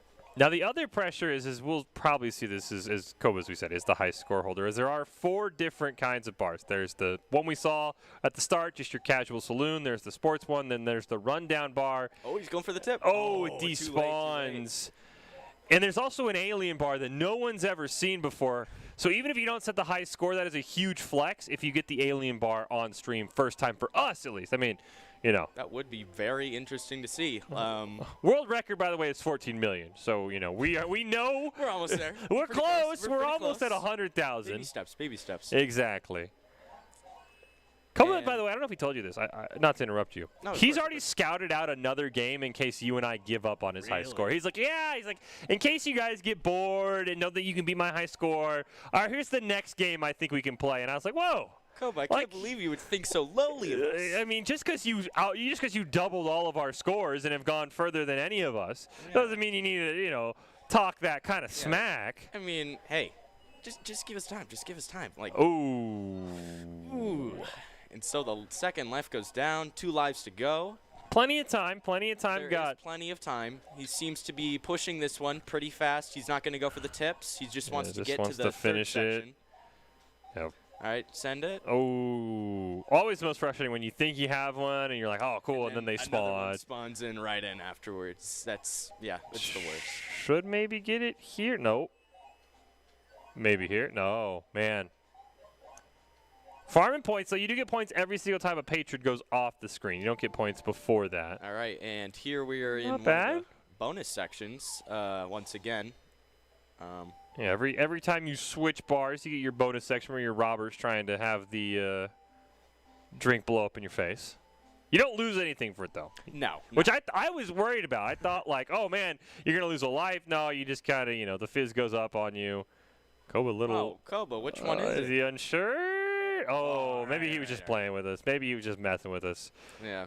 All right, here's the rundown bar. Or at least that's what we call it. No one has ever beaten, I think there's 4 or 3 of these. No one has ever beaten all 4. Yeah, for my personal experience, I have only made it to the second section of this portion, I guess. So there's a couple things that are interesting about this one. Obviously, the first most notable thing is that, first 2 bars go one way, and then the second 2 go the other way. And that doesn't really affect things except for the fact that you have to pay attention to a lot more areas. I know that is the trippiest part is that, and then when you get to the next level, you mentioned you got to the second one, they flip. Yeah. they're going the opposite direction of this level. So it does make it a lot harder just trying to realize where everything's going. So you're right. It definitely is very tricky. Koba on his last life here, his last hope. By the way, our high score, I think yours is in the 50s. 50-something. Yeah, mine's 56. So if Koba beats 56, he'll have done better than you and I have ever done on stream. Ah, I see. You know, that's, I'm sure, always Going for the tip. He's going. Oh, no, he's no. not. I think he realizes he could beat that level instead. Ooh. That's what he On to opted the for. second section. Let's see here. Ooh. All right. Snazzy. Next level, and then this is where it's going to flip, and it can get. I think this is the furthest anyone's. Maybe we've gotten to level 8. I think maybe one person. I don't remember. Koba on another level right now. Koba's on a tear. Is he going to go for the tip? No. Simply opting to. Resist the urge. It's not worth it. Those extra points, though, if you're going for the high score on stream. And now he's beaten you and I. He's beaten anything you and I have done, so we're going to have to perform better than we ever have in the past to pick up this win. And do you when you heard about this, is he will lose, unfortunately. Did you want to go first, second, or third before we roll to see who goes next? Did you want to go first, second, or third? I would like to go last. All right. I don't know. Well, We'll see. Let's spin the wheel while we're still up here. One of us has got to go. 58, I think, is what Koba got? Yeah. 58,500. All right, let's spin the wheel. See who's going second. Dallin said he wants to go last. And I think that is exactly what is going to happen. Dallin will go last. I will hand the headset off to Koba here, who. Best of luck to you, Fish. Thank you. We have a winner. Then we can do Doc's keys as well. Yeah. Oh, and we're hopping right into it. We see Doc's keys to the game in Tapper. Down's going to be see the whole bar, don't overserve, and clear classes aggressively. And, of course, you have to make sure it's quick and clean. These keys to the game are brought to you by Drop-In Gaming. It's the premier online platform for gamers who seek competition, play through your favorite games to win cash and prizes through free and paid entry matches and tournaments. Whether you are new to the scene or a seasoned veteran, Drop-In Gaming has the right games and competition for you.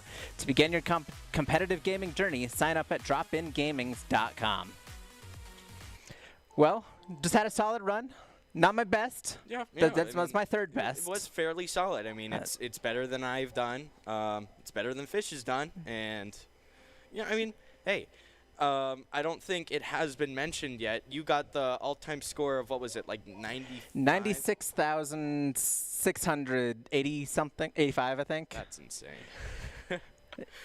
Took a little bit of time, but, you know, one thing I realized going into this is Fish and I have done multiple runs throughout this day. I don't think you've touched Tapper. No, you did touch it a little bit. I did start a game, but I didn't finish it because we had a broadcast coming up. So I just kind of ended it and left. But that's fair. Yeah, I started it. I don't have much practice as you guys have. Obviously, I haven't even been here in like the past 5 days or so. But, you know, we'll see how I fare. That's true. Got 1750 on this first round, so good. A little bit of farming, but no tips that came through. Yeah, so. It's a good strategy to just grab the cash on the first level and just push forward. I mean, you're not going to get that much points, and it gets kind of boring. It does. That's the real struggle is, are you patient enough? Seems speeding through along here. Waiting for those tips, but they're not coming through. This green hat guy is sticking around. But so something that I've learned is that if you want to get tips, you need to have 2. Well, green hat just dropped one alone. So. Yeah, that's what's really interesting is it has to happen 2 times. Once you pass it along to someone, the first time you aren't going to get a tip. But the second time you pass it along and they don't go all the way to the end, that's when you get a tip. Oh, okay. I don't know if there's like a sequence of events to it, but that's something I've noticed with at least the first 2. We'll have to see if he kept track. It was the far left one that wasn't shaken up, so. Don't tell him that. You get 3 points. I see him shuffling around here. What do you think? Do you think Fish kept track? Oh, he's thinking about it. Oh, there it is. I'm not going to lie. was thinking of the wrong one. I thought it was not the far left one. I thought it was the third one. I didn't even try. Oh, you baited He me. always speed running through this one. Yeah. First rounds. Got one guy who stuck around at the start, but he's making a quick work of it. Of course, he's on to the second sports bar.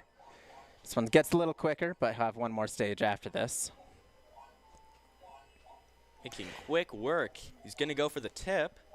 You know, I did hear him mention that it would be quite the flex to get it to the space bar on stream. True. That would be really cool to see. I mean, that might be what he's going for here. Ooh. It's going to be tough. There's 4 broke down bar levels. None of us have gotten past the second. Really? So there's 4? There's 4 of them.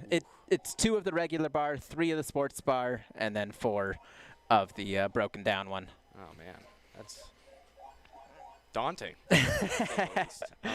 A little bit, yeah. So we'll have to see what go comes for the from tip, it. Though. No, He just wants to get this done he- and over with. He just wants the sports bar. Or that's a fair point. He might just want to go home. Yeah. Maybe. We'll have to see how far it gets. While the space bar is cool, it is not for points. So we'll have to see how many he's able to get. The current high score is 57,000, or for today anyway. Yeah. For this arcade showdown. Despite not going for tips, he's struggling so far. It's true. It's Speeding up. fairly slow. Oh no, I mean they're speeding up now. Obviously, it's Slow going of this level though. They're getting quite aggressive. Might want to just pop off, I guess. It's true. Although Fish historically has quite the history of sports radio, so I think he knows a way around the sports bar. Oh, I didn't even notice he threw that too many. Yeah, I didn't either. Down a first life. It's not the end of the world, but And he did get 20,000 points, so now he has a second life, so it's almost like nothing happened at all. it's true. He's bringing it back. And the last guy decided he wasn't quite done yet. Needed one more beer to go. Yeah, and that second row just decided, hey, we want more. Yeah. Party of 3 showing up. Oh, another one, the same spot. The pressure's getting to Fish now. Down 2 lives on the same level. And he hasn't even reached the third section yet. No, he's still in the middle of the sports bar. Come on, Fish. You got this. Yeah, see if he can catch his breath a little bit. Is he going to go for the tip? No, still not. Even when it's right there, Fish says no. He is about hard work. Oh, Ooh. yeah, I feel like that was a hardware fail. Yeah, I would like to agree with that. Something I don't think was mentioned yet is we do have a little bit of an issue with our joystick on the arcade machine. It gets a little stuck sometimes, and that looked like the classic stuck All right, knob you made it. stick, but he did make it through. On his last life, though. Yep. Onto the bonus section. See if he can. Well, no, he still got. Oh, wait, it was the bonus Yeah. section. I was thinking he had one more sports bar. Going down to broke down with 28,000. He's got quite the journey ahead of him to get to a new high score. But I lost track. I wasn't trying, so. And first try, he knows exactly where it is. Of course, one of the things I've learned from Fish is that apparently the first 2 of those are pretty easy, but once you get to the third one, that's when it really speeds up and it gets much harder to track. Oh, that's where it ends? He wasn't ready for it. He made a valiant attempt, got 32,000. It's a solid run, but just throwing a few too many beers across the desk. It happens. It's going to kill to him. the best of us. What else is there to say? It's true. I mean, we've all been there. We've all had those tough games. We know Fish can do better than that. We know he's a solid tapper player, one of the best. I think he's the current second place holder. I think he did beat you. He did beat you, in fact. So you might have to have a tough challenge today. Yeah. Well, I mean, I guess It's time. It's yeah. time. We're going to have to make the swap. Wish So me luck.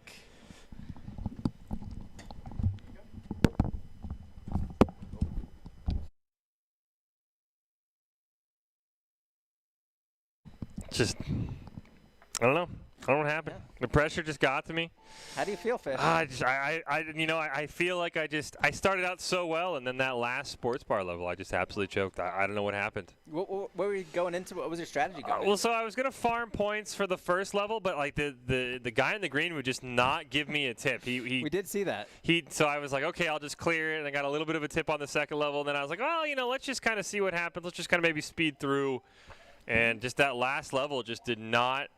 It was not kind. Not kind. I mean, I know you hinted at it. I did feel like that one that the glass dropped on was a bit of a hardware error. I thought I was there, and the joystick decided I was not still there. So, I did think that was a bit of a hardware issue, but yeah, I don't know. I let the people down. So now it's up to Dallin. It is. Have to see what he brings. He was able to get a tip on that first round. Yeah, so. he definitely got the best first round of any of us. Oh, and here comes a tip as well. Oh, thought maybe he was going to lose it farming pretty well. there. Gets the one, always nice when you only have one dancer, so you can just clear. I'm curious how long he wants to go, though. That's the tough question. I feel like you can get up to 2 tips, but like once you get the 3rd tip, even on this bar, it goes fast. Yeah, they definitely speed up. They don't let you farm at all.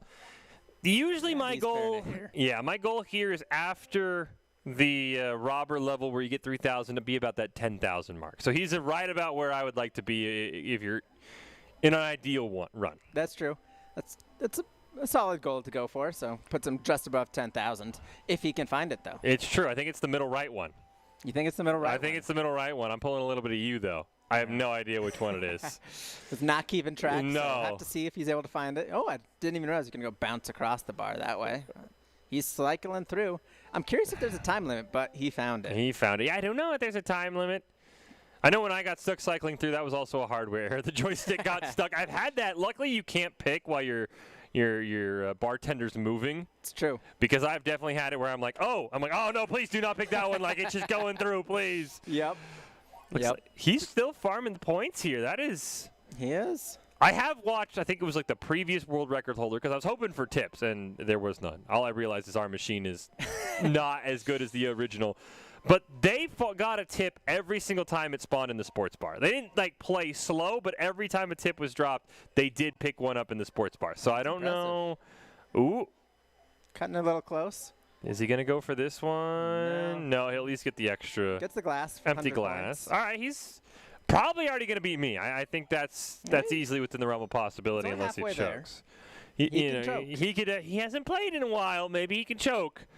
But I think he's going for you. Now, if he beats you on stream but doesn't beat your overall high score, you still have to be pretty happy, right?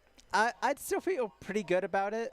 I might be calling for a rematch in the next week or two. I might be calling for a rematch after how I performed today. That is the one. That is a tough one. Yeah, I'm gonna have to make it so once you guys all come in before I've done 6 hours of casting, and make you guys play me then. Oh, gonna clear it. All right. Well done. Gets the extra life as well for the 20,000. This is our first time doing this, so maybe next time we make a double elimination format. Yeah, maybe adjust, maybe a group stage. Maybe we add in one more person. I know we recently got Gem involved, and Gem will absolutely dominate given the chance. I think your record will only stand for a little bit longer, but maybe we have a double elimination tournament. Going for the tip here. Ooh, but it is impressive how well Gem did today. Yeah, Gem was already in like the 30s. I know my first time I failed on the first level. That was a hardware error though. Because sometimes we all struggled with hardware to start. Sometimes your guy won't go all the way back to the tap, and you're just like hitting the button. You're like, what is happening? And finally, Koba was like, yeah, you have to sometimes push back on the left stick. And I was like, oh. I thought like there was a limited number of mugs you could throw. Like I was very confused. I did not think I was going to like this game as much as I did. It is definitely a good one though. It is. And definitely for being a game from was it the 80s? Is it the 90s? I'm not sure how old. I think 80s, 70s. 84, but I have no actual idea. That's just a 70s. I mean, it was before the regulations, as you can tell by the official sponsor of the game in the back there. Well, there is a root beer version as well. They did make a different version, probably for the Wahoos and the Boondocks. Yeah, I'm curious. I've never actually seen this game at any of those.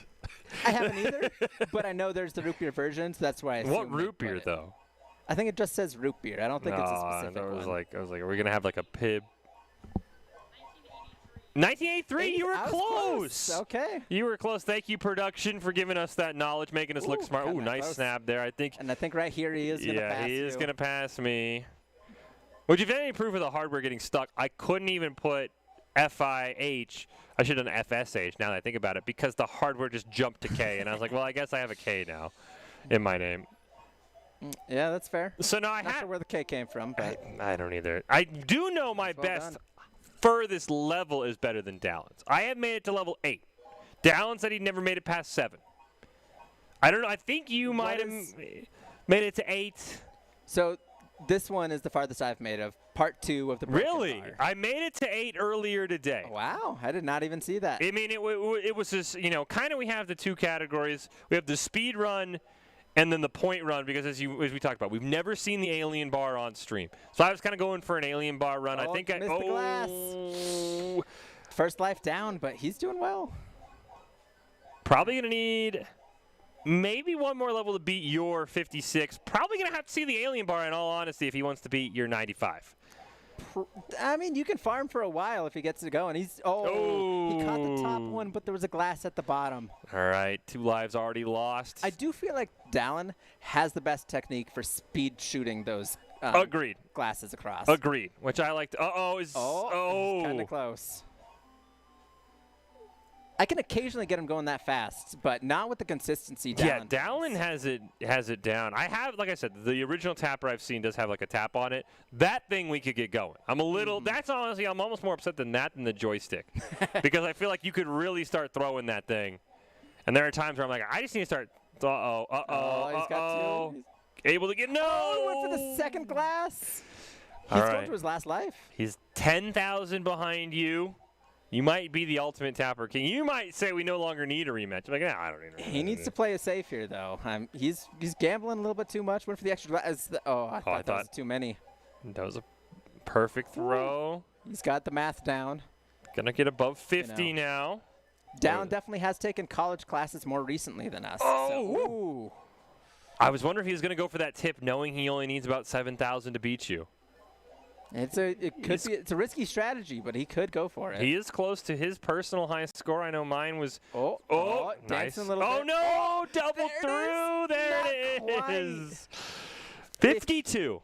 That's a solid run. That is a good run. Not 6,000 behind yours. Again, I don't know where the K came from. I honestly don't.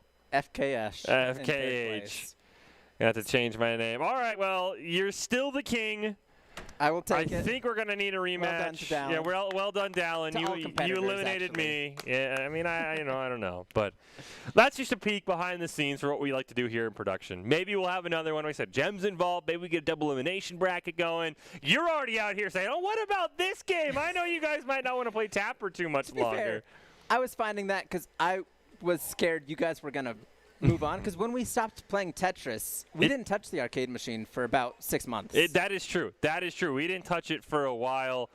Well, I know you're the champion, so I don't want to let you celebrate any longer than I have to. So that will do it here again. Maybe we'll have another one, just a peek behind the curtain, if you will, what we do at Boise State Production when we're not streaming. It's been a ton of fun. Dallon and I are still gunning for you, 96,000. And hey, if we ever have an event and you want to slip on by and maybe give your hand at it, maybe you're the Idaho reigning champion. I don't know. I don't know if they still do Tapper competitions. They might, or maybe we'll start one. Maybe we'll start one. That's all we have, though. Join us next time for some more behind-the-scenes production. Have a good evening, and curse you, Koba, that you're still the champion.